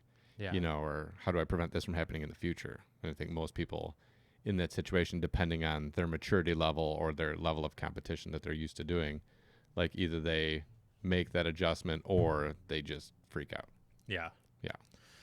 Yeah. I don't know. And throughout, I did it every round besides the last round where I tried, but that was trying to be that person of like, come on, man, like you got this type deal, or like nice shot, this, that, whatever. And very quickly was it like, I can't do this on the last card because their mindset is so far gone. Like, right. You guys there's might as so well many, have just like DNF'd. Yeah, there's so many places behind where they should be. Yeah. Yeah. And it's like the one dude, his round was so roller coastery, and he's like, but I like, dude, my round that I played in practice, I shot a 55, and dude, that's fire. Yeah. Okay, nice. Not this round. Right. And it's practice. We've already yeah. talked about that. Yeah. The rhythm, the Yeah. timing. You're not waiting on tee pads. You're not. Yeah. Yeah. Okay, cool. Yeah. There's different variables, whatever. So I don't know. I just stopped saying like nice shot, this, that, whatever, and just like kind of lived in my own world and just tried tuning out and making them just white noise, because that dude's talking about his past practice rounds and how he shot like a 1090 round this one time, and like everything was going right. And that was the thing too. He's like, yeah, it was crazy. Everything was going right and whatever. And like, even if I wanted to stop this 1090 round, I couldn't or whatever. Other dude was like bitching and moaning about this, that, the other thing, and it was really affecting his shots. And then the other guy, everything was working him on the putting green or dry. Like people were talking, people were moving, like this and that. I can't throw because they're moving behind me. Yeah. Or they're talking like way over here. It's like, why can't you throw? Don't you normally play with other people? No. So that was very tough. I had that round and the first Eureka round were the two hardest mentally challenging ones of like trying to keep me in where I needed to be because of the whining going on elsewhere. And then under like, I don't know why you guys are doing this. Well, I think part of it is the heavily wooded course. You're getting bad kicks, you're getting whatever, you know, that's part of it. Yeah. Eureka's a little bit more open, and you already have 2 rounds in the books that you're not pumped about. Yeah. So now you're going to Eureka thinking, I got fucked by the woods, I got fucked by this, whatever. If that's how your mindset is, and you're thinking like all these external factors fucked me, but now that it's going to be in the open, I'm going to be able to make up for that, and nothing's going to fuck me out there. And then you're still not performing to the level that you think you should. And then of course it's got to be that guy was talking like these fucking squirrels. Yeah. You know, whatever it is. Yeah. So whichever. I mean, dude, if you weren't the only person though, because there were a bunch of posts. I saw different posts on Facebook and stuff about that. Like, you know, people X, Y, and Z, whatever. And it's been like the Pro Tour events, because like a bunch of people that I know and that I like regularly communicate with have played like the Pro Tour events the last few. And it's been a lot of like, you wouldn't believe how much crying, whining, and bitching there is at these big events. Yeah. I'm just like, I bet you I do believe it. Yeah. Yeah. And that was another thing too, where I knew I needed to work on it, because it's, what are the chances that just the next time the Pro Tour event, like everybody's where like, I feel like everyone should be mentally, professionally, like, I don't know. 0. Yeah. So it's either banking on that, or I get better at managing my mental part of it when this happens, because it's going to happen. Yeah, for sure. Yeah. If it doesn't, great. Yeah. It's like you're never going to play in the wind again. Yeah. Yeah. No, that's not a good way to approach the game. Yeah. So. All right. So your 2 rounds at Eureka, your first round went off because you had an issue with your timing. I shot 70 the first Eureka round, but your then putting I shot was still good. 67 the second Eureka round. Yeah. And my putting was phenomenal the whole tournament. Yeah. Yeah. Which is solid. Yeah. It's good to have that egg in your basket. Yeah. So what hole, like we did for hunts, like what hole was your best performance? At Eureka? No, just in the tournament. probably 3 at Northwoods. Yeah. Like it went to plan both times, because that one was like, I want to get this at least one time. Yeah. And then I got it the first round, and the second time is like, man, that'd be sick if I could just get it the second round. Right. So it was like I was lining up my shot. My tee shot felt a little more funky the second time around, and it's just like I have to trust it. Like, I mean, I have to throw it too. Here we go. Yeah. So because Only I got 30 have to seconds. do it. Yeah. Tee shot went great. It was actually a better tee shot that time than the first round. Yeah. Got up and down like before, and it's just like it went so much to plan both times that it was great. And then yeah, I don't know if I could say I played another hole as consistently as that. Yeah. Like, I felt the best about it, and it felt, not that it was the easiest, but when it came to after the tee shot, the second shot felt super comfortable, and in the execution of it. Yeah. And that both times I was within 15 to 20 feet Yeah. for birdie. So, yeah, I don't know. Worst I hole? think worst hole, score-wise, for sure 13 at Eureka. I took a 9. Yeah. And then Northwoods. Triple circle? So tee shot inbounds. Yes. And then, I have another story related to this. But so tee shot inbounds, I hit the face of the rock wall both rounds. Yeah. Stayed on that rock wall. We get to come up from the top of the rock wall. We get our meter in, so we have good footing and it's safe. So the first round, I take my meter in. This was a really dicey thing because I knew my timing was whatever. And as soon as I threw my shot, because I'm trying to throw PD2 hyzer around the bush, which is not very far, 300 feet worth of power gets you cleared from there. I didn't clear it. I hit the face of the bush, and as I threw, I laughed, and I was just like, I got nothing, 10% power transfer into it, maybe. Yeah. And I have to pee. all right, that's fine, because I have to check on this stuff anyway. Okay. So let's do that.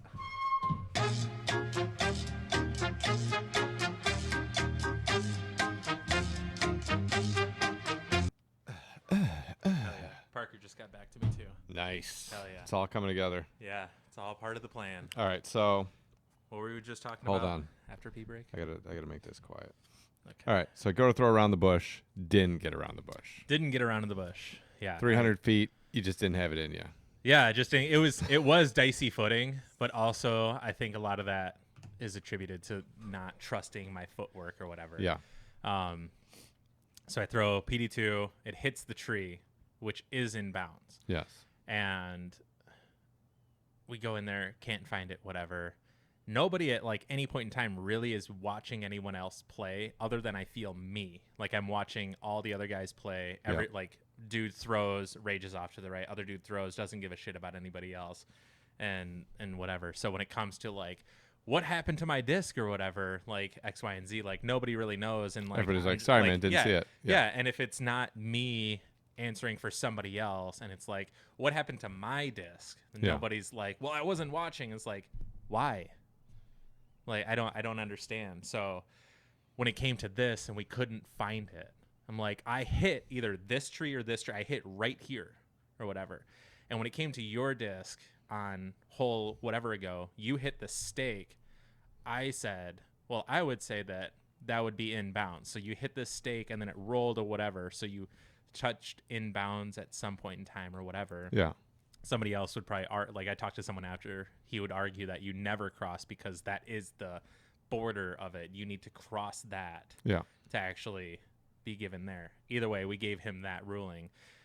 He apparently wanted to not give me the same ruling, and I was just well, this is what happened. You guys tell me if you want me to go back or go right here. This is a group decision thing. We don't need to whatever. We can hash it out. And the one dude, I guess, was really dicey about it. And as we're looking for it too, I'm taking extra time to look for it because not everybody is looking. Right.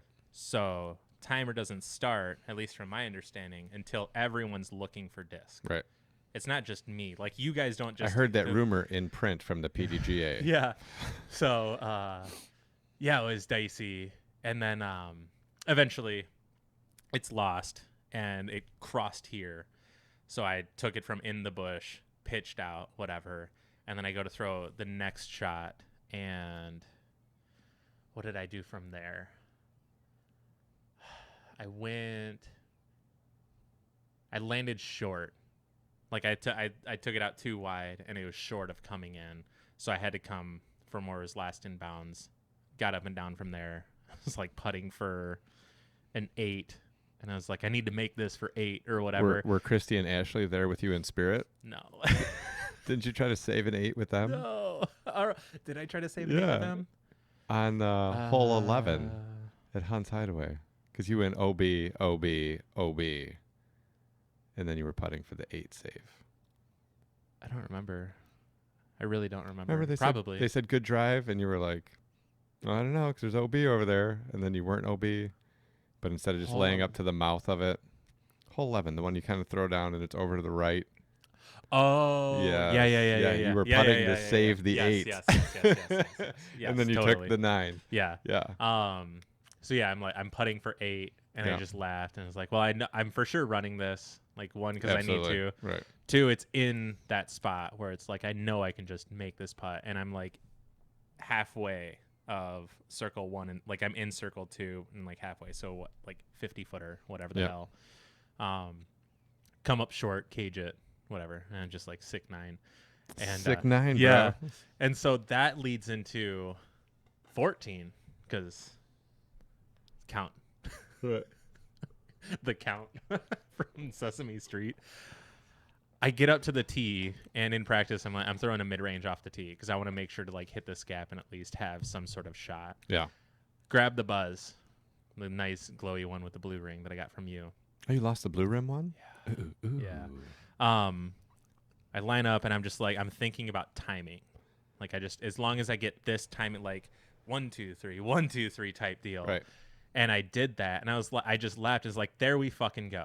Like, I got it this time with, like, a faster disc that just isn't a fucking putter, and I got it flat, and I wasn't, like, I knew it was drifting right, and I was like, just drift left now, like, just stable up. Right. And it didn't. It, like, drifted off right, and it landed in, like, the poo water. But I wasn't really upset about it because I got the timing. I was like, sweet. Like, I needed that, whatever. And then I ended up, like, 5-ing that hole because OB stroke. And then from where I was at to the basket is still like 500 feet away, at least how it plays. Yeah.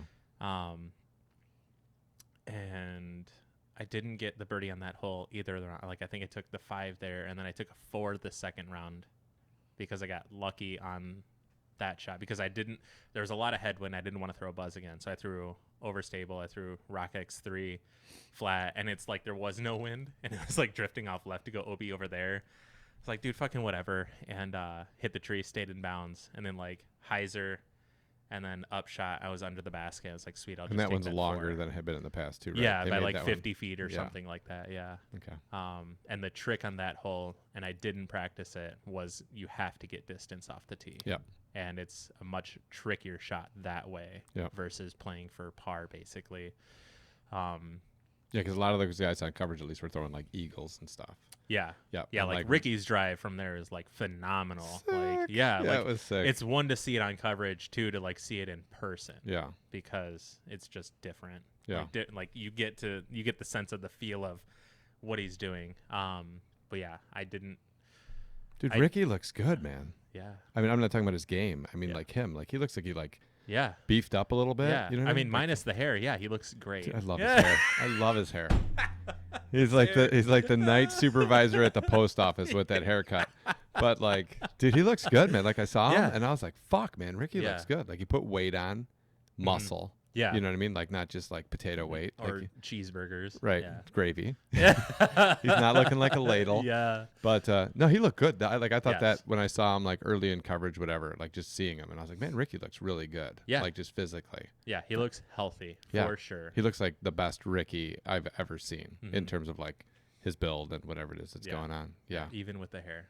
I love the hair, dude. I'm in. You're in a sport that's gonna like, if anything, just like knock down your chances of being attractive, right? Like, I think it's like the shitty personality. Like, I think being a guy that disc golfs, if you're like a 10 physical, you know, and then like some girl finds out they disc golf, you're like an 8. Yeah. I know I like to believe that it's the opposite, but I think that's the truth. Yeah. Yeah. Oh, you disc golf?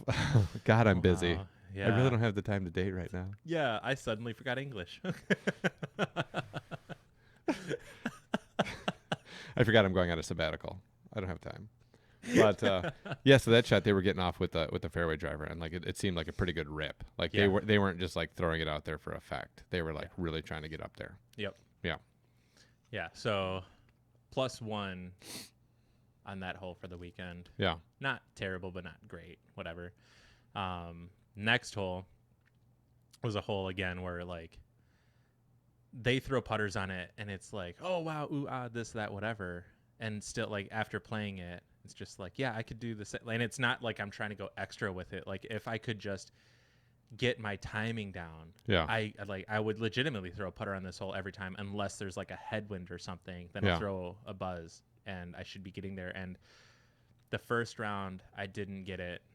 I was short OB because I had the other glow buzz in my bag, slightly more stable. No And blue rim. No blue rim. Not customized. Yeah. Hit the But- trees on the left side, and I dropped down OB. Yeah. Fine, whatever. And then the second round, I got it a little better, but I still just didn't like timing's weird. I got the line and whatever. I was circle 2. I ran it, but that was one of the ones where I was kind of in between. I was probably like 60-40 Yeah. on it, and I just kind of said like fuck it to some degree, because I was like, tailwind, if I pitch it up high and miss, like it's just gonna like get smacked down. Yeah. And I pitched it high, and it was above the basket and then below it before it actually got to the basket is how much it dropped. Yeah. So I was like 5 feet behind it. Like whatever, I gained a stroke on myself just on this hole alone because of it. And then 16, I threw buzz off the tee both times, hit the same fucking tree both times. The second round was one of the first times that I got legitimately like pissed for like a split second, just because like, god damn it, like it didn't even, I took the extra time to envision my line and like kind of slow through it and whatever, and still just ripped it like around me into the fucking tree. And it's just like, sweet. Like, Yeah. I like Nailed it. Yeah. And it was like, I was mad for that split second. It's just like, I can't do anything about it. Like, on to the next, whatever. Yeah. Here we go. First round when I did it, I hit the tree and I stayed in the fairway, and I actually like advanced a little bit. And still from where I was at to the basket was probably like, I think the hole's like 630 or something like, or no, it's 606. I remember seeing it. Anyways, still like 400 and something feet away. Yeah. And from here, like I had a pretty good line. And this was one of the times where I was like, I know like my timing's pretty fucking good if I keep throwing this putter. So I'm just going to take this and I'm going to rip it over these bushes, like flat on a slight anhyzer. This is for sure going to make the Mando, and it'll just be down there. Like this is up and down up and down to the green putting in 2 shots. Like this shot and then up, whatever. And then down. And then down and then putting. I'm glad we talked about this. And I ripped, like I got way down there. I was just outside of circle 2 on the left side. Yeah. And it's just like, all right. Like, little 340 putter shot. Yeah. No big deal. Yeah. Yeah. And it was just like, I should have just been doing that. That was more the solidified, like if I should be doing that, that's what I needed to do. Right. But I didn't do that because you can't do it on Eureka, really. Right. Like hole 1, no, you have to throw I'm going mid. Yeah. You have to throw. Hold my bag, pussies. Yeah. Throwing mid. So got Is that, that. is that an Opto Mercy? Yeah, but it's stable. Yeah. We'll be good. And it's funny too. So anyways, I think I go 5-5 on the hole still. Yeah. Yeah. I went 5-5, which like I was pretty upset about because I for sure wanted it, because it's not like some crazy hard par 4. Yeah. Like I'm making it hard. Yeah. And whatever. But, I was so mad that second time, like just for that second. Anyways, get up and down for 5, both rounds, move on to 17, straight across, like the read shot. He threw a skip shot. I saw him do it in the first Eureka round. Yeah. Threw a skip shot, and it was from like short. Like it skipped a long way on the water to within like 8 feet of the basket. Well, It that's the was thing that's so fucking crazy awesome. about it. Yeah, it's not like Yeah. right at the shore. Yeah. No, it's out there. Yeah. Which was awesome. And I wanted to like go and high five because I played with him at Northwoods and he had not the best round Yeah. at Northwoods. And he had he shot a 55 at Eureka for the first Eureka round, which was sick. Yeah.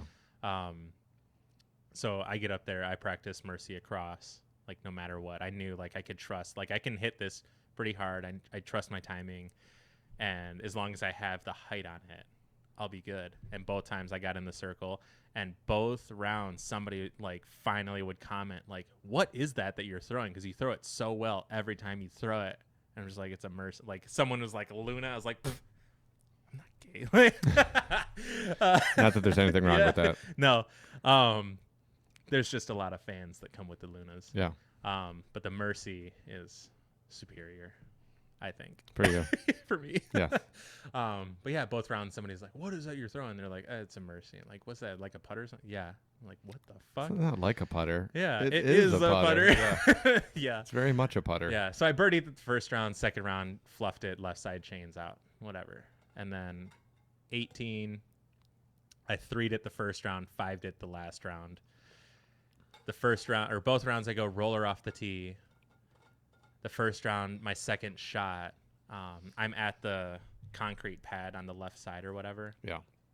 And I go and throw an oddie, right side flat. I'm just like, I'm going to hit this hard over here, and it's just going to fade in, skip. I'm not really worried about it flaring super hard into the water. If it does, that's the risk I'm taking. Right. Eat shit as I throw it, and I laugh. All the way down? Pretty much. Like, basically the second shot at Hunt's Hideaway. Like, that kind of, like, all the way down. But as it's happening, I laugh, and, but the athleticism, though, like, as I'm falling, and the one guy's like, but the shot, though, I'm like, yeah, that's what I mean. Like, I nearly died, and I still got the shot off that I wanted. Yeah. Like, and I put it You're within 20 or whatever. You're building a skill set. Yeah. So, I mean, maybe I just need to do that more. Yeah. Or just get different shoes. Yeah. One of the two. Yeah, ones that, like, hold tread for a little longer. Yeah. What do you got? Hiking boots? No, these are slippers. These are slippers. They're Under Armour slides. I don't understand what you guys need grip for. Yeah. Haven't you practiced falling and like perfecting your shot? Dude, if they could do a slow mez of your falling while you're throwing, like I would love to like watch the look on your face of concentration as it's obvious that your body is like approaching the ground rapidly. Because when I watched it at Hunt's, like it just like you were so like you're like oh, but you were still you're like I'm gonna get this off. That's so funny.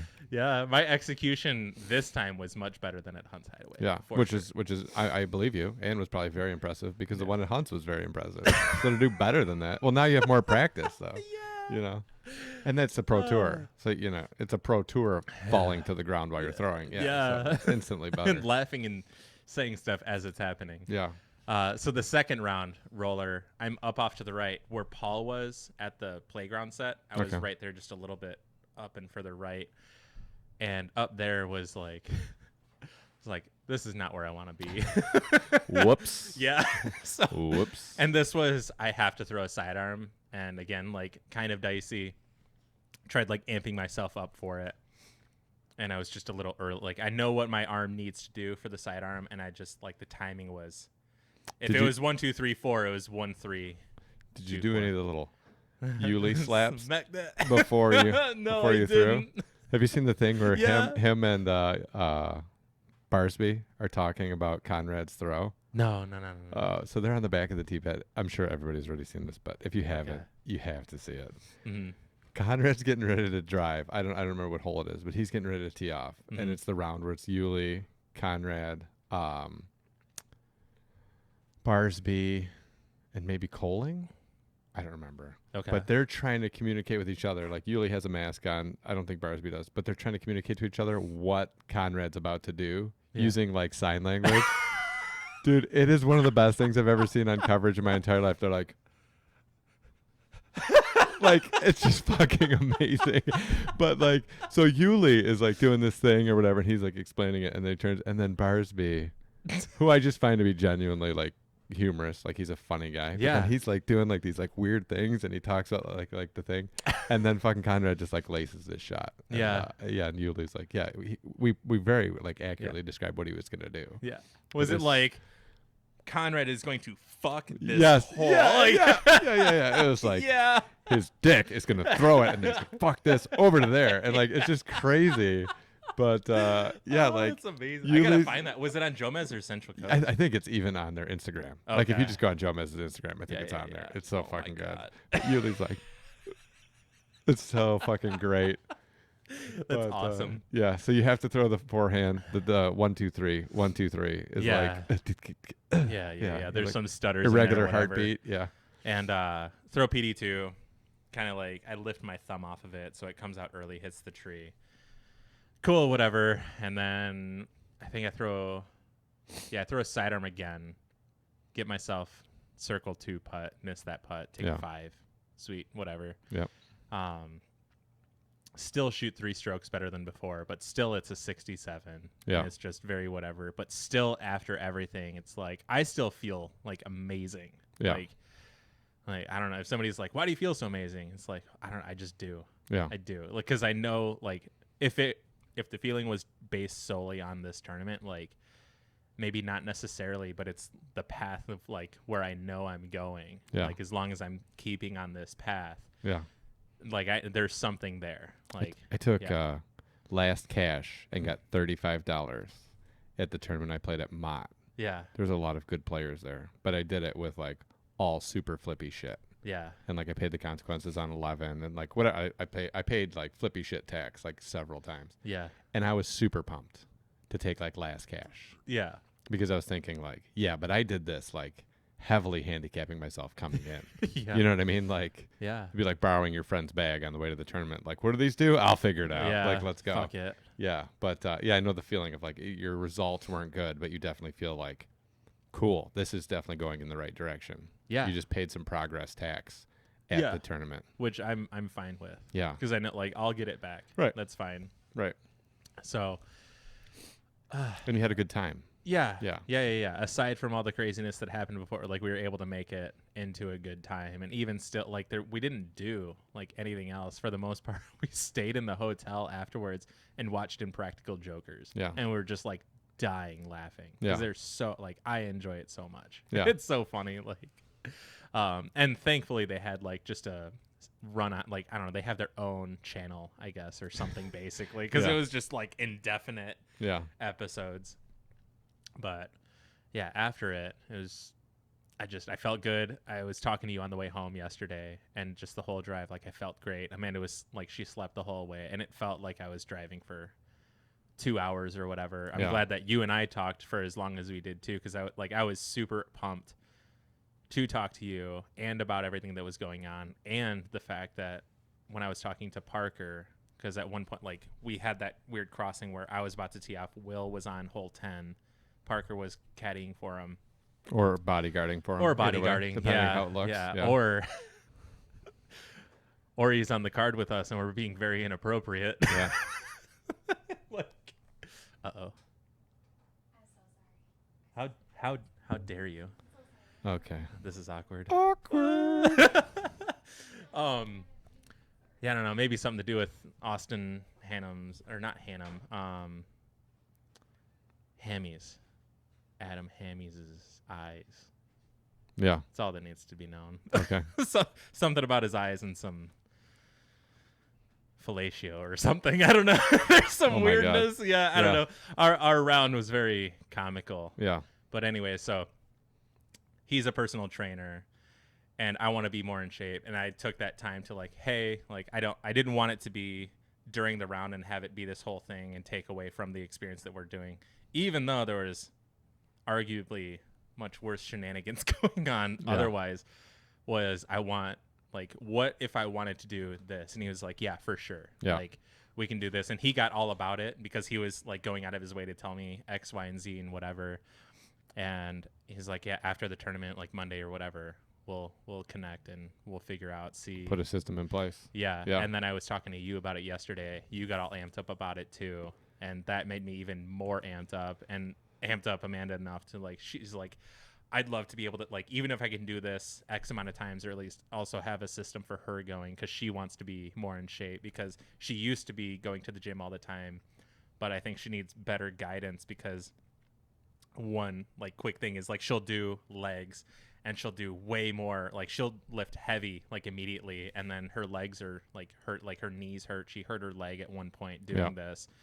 And it's like, look, like, you can't, like, if you want to keep doing this, you can't, like, go crazy with it. And though I'm not, like, a personal trainer, if you have somebody who's like, this is what they do, tell you, at least get a system into place for you, I think she'll be good with that. And doing that is going to help me be more athletically tuned into doing this for longer. And imagine how well you'd be able to throw while you're falling down.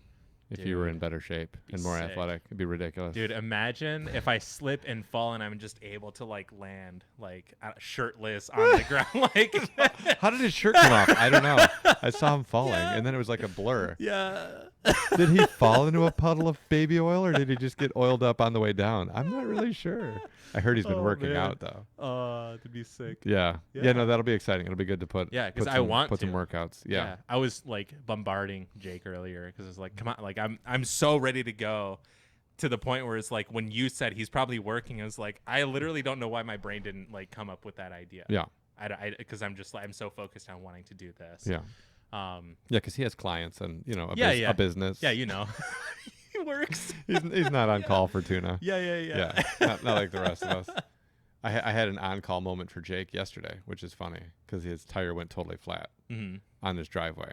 So he needed, like, a compressor. So I'm the guy with tools. So he messaged me. He's like, hey, do you have a portable compressor? And I was like, yeah, you want to use it? He's like, yeah. I was like, all right, well, just let me know. Yeah. He's like, what are you up to right now? And I was like, why? What's up? And then he sent me a picture of, like, the tire. And I was like, oh, you need me to bring you the portable compressor? He was like, yeah, if you can. I was like, yeah, dude, I'll come over. It's fine.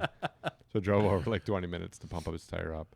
And it was good. Got to talk to him about going and what the event was like for him and all that stuff. And it was good. Yeah, he's a good dude. I went and worked out with him in the winter a little bit, and then he worked out here.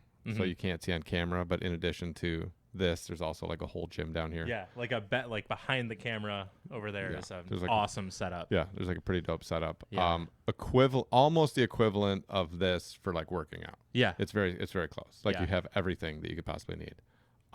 Everything that I could possibly need, because obviously there's things I can't do. Yeah, just because I'm old and my body doesn't work 100%. But yeah, I think it'd be great. I think it'd be sweet for all of us. Working out together would be good. Just having, like, the accountability of other people showing up at a specific time to work out is good. And then also, like, having other people there to push you to be like, two more, you know, like, whatever, and not just bitching out. Because sometimes if you work out by yourself, there's a tendency to bitch out, and then also just safety.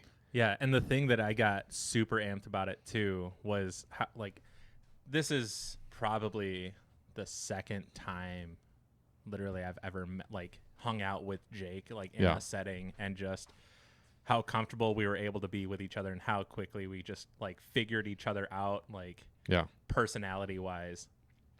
He's a solid, genuine dude. Yeah. And, like, I also, like, in short order of interacting with him, like, I get along with him really well. Yeah. And we also have, like, an army of shared interests, which helps. Yeah, absolutely. So that, like, as soon as it was, like, this trifecta, I was like, I think this would be a really, really good group of, like, not only we're going to, like, be in tears laughing at dumb shit, but we're going to get a lot of shit done. Yeah, we're all going to get laid. Yeah. Yeah, for sure.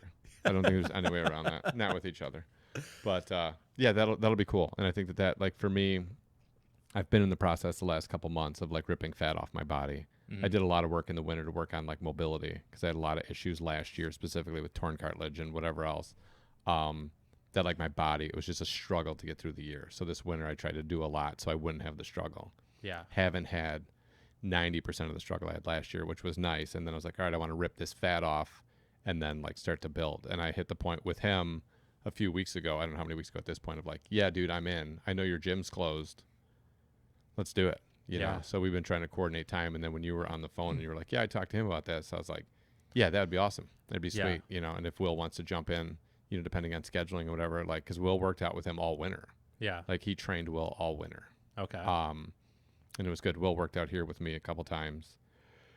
And yeah, it'd be something good. Especially like I always suggest from the first podcast we had, like at some point you need to do things that have nothing to do with disc golf to get better at disc golf. Yeah. Right. And that's like a different level of like really trying to dedicate yourself to your craft. Yeah. I also think like being through where I'm through, like there's work that you can do on your body to prevent having issues later on. Mm-hmm. You know, like even Paul's ankle, I saw a post about like Paul's ankle is really the only thing holding him back at this point. And it's like, yeah, you know, and Simon tore his ACL and Ricky got Lyme disease. And, you know, I mean, there's like all kinds of stuff that happens that comes up, but it's also part of your process to eliminate injuries, limit the amount of injuries that you are willing to take on in the future, and then manage those injuries when they come up and all that stuff. And part of it is you really only have so many throws in your body before something's going to give out. Right. You know, like the ligament that Paul has issues with on his ankle, I have the same thing. Mm-hmm. Like it doesn't flare up as much. I'm probably not throwing as much as Paul is. And also, because I throw kind of like a bitch, like I'm really not bringing that much leg into my throws. Like he's got a lot of momentum going into that foot that like wears that ligament out. Mm-hmm. But all that stuff is managing, you know, is like managing it and just going into it kind of with your head in the sand of, I'm just going to keep playing and nothing's going to go wrong. And then when something goes wrong, be like, oh man, I just got bit by the injury bug. Yeah. No, you just didn't do anything to prevent it. Yeah. And so I think and that's what I want to do. Yeah. Is that, because I mean, throughout my career, which like I can feel to some degree of like, I don't really have a career of it where it's just like I'm kind of all over the place. I'm doing like a little bit of this, a little bit of that, so on and so forth, where it's like I'm trying to take it actually seriously, because at the point in times previously it was not, I don't have like guidance from like parents who have lived this kind of lifestyle and know what to do. I'm trying to like wing it and put it together, and like reaching out to people in the past, it's like they're very apprehensive of like informing person how to do it, or like helping me out. Like I don't like, am I not asking the right question? And like, how do you tour? Like, what do you do? And they're like, just do things and stuff happens. It's like, okay, that makes no sense or whatever. So, or some people like you pay a tax to learn, right? Yeah. There's like a learning tax. Like in order to learn some specific skill set, you had to go out, trial and error, and then put that skill set together. And some people look at like, I paid for this, it's mine. Yeah. And they're unwilling to just hand it to you. Yeah. You know, and other people are the opposite. Yeah. Like the way that I go about things is like, like the one day that we were over here, I ran you through like 6 things. I'm like, I learned like from this, that, videos, books, everything. Like this is how you want to actually approach what you're having a problem with. Yeah. What you think you're having a problem with is not what you're having a problem with. Yeah, and I'm highly grateful, and that's also why I come to you for like a lot of things, because I think you're a Swiss Army knife of information. I think now understanding how your brain processes it, when I told you the one day, is like I really enjoy just, I mean, even though a lot of our talks are like dumb shit science or whatever, seeing how your brain processes it. I know mine is awkward in some way, shape, or form. Going out through school, it's like it helps me understand like my way of thinking and understanding as well. Yeah. So I'm just grateful in like that fact. Well, it's like for me, I always try to pass everything on. Yeah. Because like I look at it the same way of like if somebody had some understanding that I wanted, I would love it if I could just ask them. They were like, yeah, I'll take time out of my day and show it to you, because it's something that you're actually like showing an interest in wanting to learn, and they're not wasting their time and passing that information on to me. Yeah. And you know, it's the same thing, like teaching Dan and Kyle and whatever. Like you're a guy that if you know something, and I've asked you for help with a whole bunch of stuff and you've helped me, but you're also the same guy of like, if you know something and understand something and somebody wants to learn it and they're not just blowing smoke up your ass, like, hey, let me ask you some questions to waste a bunch of your time. Like you're going to spend your time like sharing that information with them. Jake's the same way. And like, I really understand that and I appreciate it. And that's who I want to be. Mm-hmm. The other one, I don't understand. Yeah. I don't understand that. Like, well, I figured it out, you figure it out. Yeah. Because then it's like, oh, okay, cool. Yeah. Cool story, bro. I'll go fuck myself. Yeah. Like I asked somebody at one point about like snap. I've been like throwing backhand for like a year or 2 years or something. And I was like, well, how do you get more snap? And they're like, well, you just get your timing better and whatever. And I was like, yeah, well, what do you mean? And then they were just like, yeah, I can't explain it to you. And I was like, cool. Is it someone I know?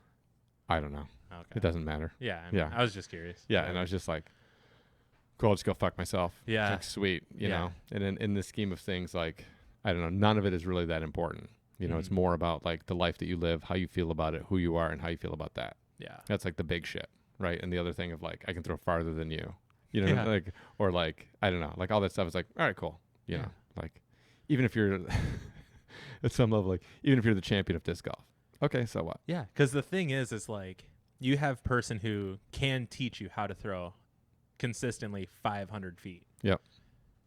It's not like, all right, now I just can do it. It's, I need to work on it. I need to work to get there and do that. Yep. Like, if you want to be bodybuilder, like, all right, I know how to like lift heavy, take this, that, whatever, put like try to put out whatever the fuck it is. I don't know. Right. It's still like you have to dedicate time, Decades to do it. Yeah. Yeah. Like, it's I don't know. So, all right, outside of that, one thing that I thought was really interesting and that I really liked, and it's happened over like the last few weeks, is watching Yuli do commentary. And we talked about this on the phone. Yep. One, it's great to see, for me, someone on lead card and someone doing really well and someone that has a really good career who is coming back from knee surgery. Like, for me, I just like that. Like, I like watching Brody because Brody has dog shit knees. Yeah. And I'm like, yeah, it's not as easy as just like Drew Gibsoning. Go up there and just pop up into it. And you watch Brody like, they hurt. You know, I hope they don't break. But Yuli specifically, like watching him, like I know he had knee surgery and he missed a year last year and all this other stuff. But I also like the fact that like he doesn't bomb either way. You know what I mean? It's not like he's throwing 550 on a backhand and 450 on a forehand hyzer and all this other stuff. And he jokes around a lot about it during his commentary. But listening to him commentate. They also have a series on Jomez going back to states and him playing in Texas states. Like, I haven't watched it, but I it's the heard bane about of his existence, dude. It's so fucking great. Yeah, they're just tearing him down. Yeah, but it's his personality of it is great, and he's just like, why do we keep going back to states? We know what happens. Yeah. I fucking get it. I suck in Texas. I don't know why, and whatever, but. The head that he has on his shoulders is phenomenal. And his understanding of what the right shot is and why. Yeah. And why he throws what he throws and all of that is awesome. And it's been so nice, specifically because, like, again, for the 80th time on this podcast, like, lately I've just been working on, like, angle control and all these different things, like, approaching what I look at as, like, the right side of the game. Like, I've worked so much on the left side of the game. Just because of my understanding is kind of expanded, and now I'm trying to work on this other part of the game, which means like releasing it level or more than level, right? Yeah. Like releasing on an anhyzer, which is something that, like, I haven't done. It's just not a part of my game. And working on all these different angles to affect like how something lands, the speed of the disc, all these things. Where before I was just trying to like get a throw together, get this together, get that together, and I have my own set of intellect on how I approach the game. But it's limited because I only really engage like a specific part of the game. And it's great watching and listening to him talk about like what the right shot is, varying on where you're landing, what the line is, what the wind is, like how big the green is, all that stuff. And listening to him talk is like, yeah, it's a lot more than being able to throw far or being able to do whatever. Big sexy commentary is great. I do like Great. listening to them. Yeah. But with the inclusion of Yuli in there as well, like instead of Nate or whatever, is more like the first time I heard it, it was like a little awkward. He had to build the skill set. Yeah. Yeah. And very quickly did that. Yeah. And Yeah, listening over a to it couple- now is great because there's still like the same comedy, Banter. but there's way more information into like why a person is doing what or why this is a good shot or whatever. And it's awesome. Yeah, it's great to listen to. Yeah. I really, really enjoy it. And yeah, I like he's definitely like more critical than Nate or Coling are. Yeah. Like he's definitely more critical of other people and their shots and whatever, and like he'll make a joke about a bad shot. I think more aggressively than they do. Which is awesome because in reality, like you can't get butthurt about it. Right? Like if you threw a shit shot and they make a joke about it on the coverage, like you can't be like blah blah blah, you know, whatever. Like you threw a shit shot, dude. It's gonna happen. Like if you can't make a joke about it, at least let them, you know. But yeah, I've really enjoyed, and I feel like I've learned quite a bit in terms of like the actual intellectual approach to the game. You see that a lot in golf and like ball golf when I watch golf, because there's a lot to golf that takes place other than like what I do when I'm golfing. Mm-hmm. Because when I'm golfing, I'm very much like a new disc golfer. I'm like, I'm going to hit it there. Yeah. Like this is the direction I'm going to hit it in, and then I'm just trying to get good contact and hit it straight. Yep. That's all. And then like every once in a while I'll try to get fancy. I'm like, I'm going to put a little this or that on it. But when those guys are hitting shots, like exactly what you were talking about earlier about like the way that you approach the hole, and then you're watching guys that tour for a living and they're approaching the hole the same way, you're like, okay, my approach to what I'm doing and my understanding of like disc golf as a whole must be pretty good. Yeah. If I'm onto something. I'm at onto least. something. Yeah, because these guys are approaching it the same way. Yep. You know, and like listening to him is kind of like, you know, a college level course of like what you're actually supposed to be looking at or what all the factors are, instead of like finishing around and like, I skipped off to the left again, you know, or like whatever, you know, whatever that is, or like every time I throw this, I just end up too far right, or you know, or like this wind fucked me. Yeah, and saying that now, Simon actually had a good video, like differences of German golf versus American golf or whatever. Yeah. One of them was the ability for us Americans to lay blame solely on us versus it's anything else but us or whatever.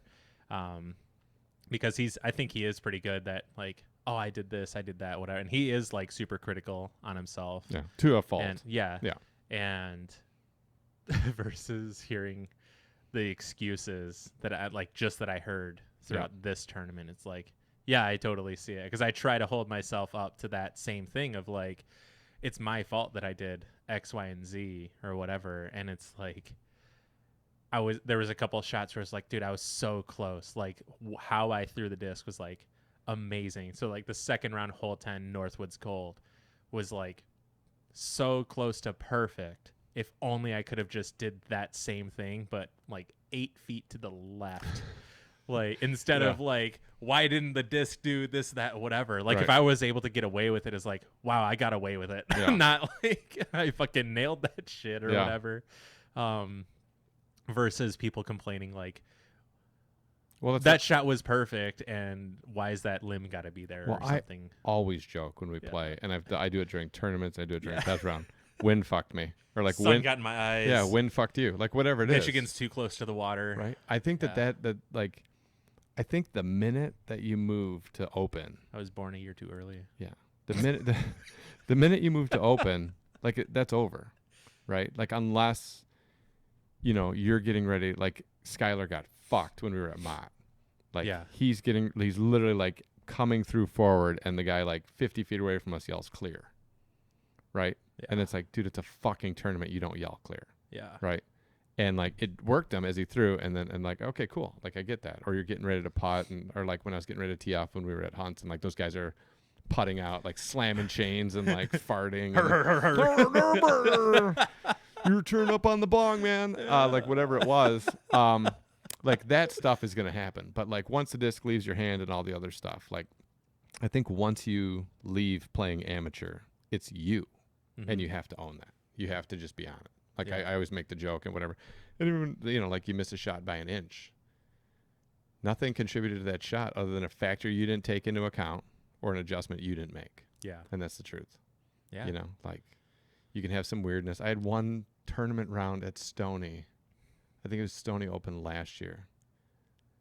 It might have been at Addison. I don't remember. But I had a tournament last year where literally as I was teeing off, I had chipmunks run across the tee pad like 4, dude, I'm not lying, like 4 times. To the point that like I was playing with McGinnis and he was like, man, you're like the king of the fucking chipmunks. And I was like, I know, I didn't think anybody else noticed it because I didn't want to say anything. Yeah. And it didn't really fuck me up. Yeah. Like it didn't really work me, but I was thinking like the one time like I'm here and I was like, these goddamn chipmunks, and I like throw my shot. It didn't go great, but I was like, it's still me. Like I should be able to like either stop or, you know, like regroup. Like obviously chipmunks are a factor. Yeah. At least in Michigan. And then sure enough, it was like I had like 4 holes left. I went up to tee off, and like right as I got to the end of the pad, like these 2 fucking chipmunks just ran across, and I just fucking douched my drive, and I was like, these goddamn chipmunks, you know? Yeah. And I felt like the world had done me wrong, but you know, the times that like it's actually an outside factor that screws you up is so minimal. Yeah.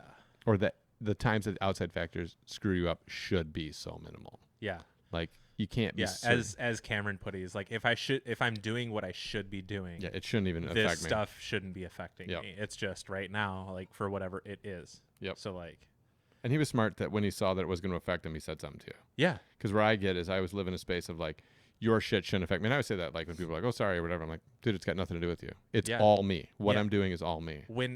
So that first one happened when he took the dumb bogey because he missed 15-footer. Yeah. It was like the tail end of, I think it was actually 17 that I was like standing probably in like the same spot, but I was trying to be like a little further back. Yeah.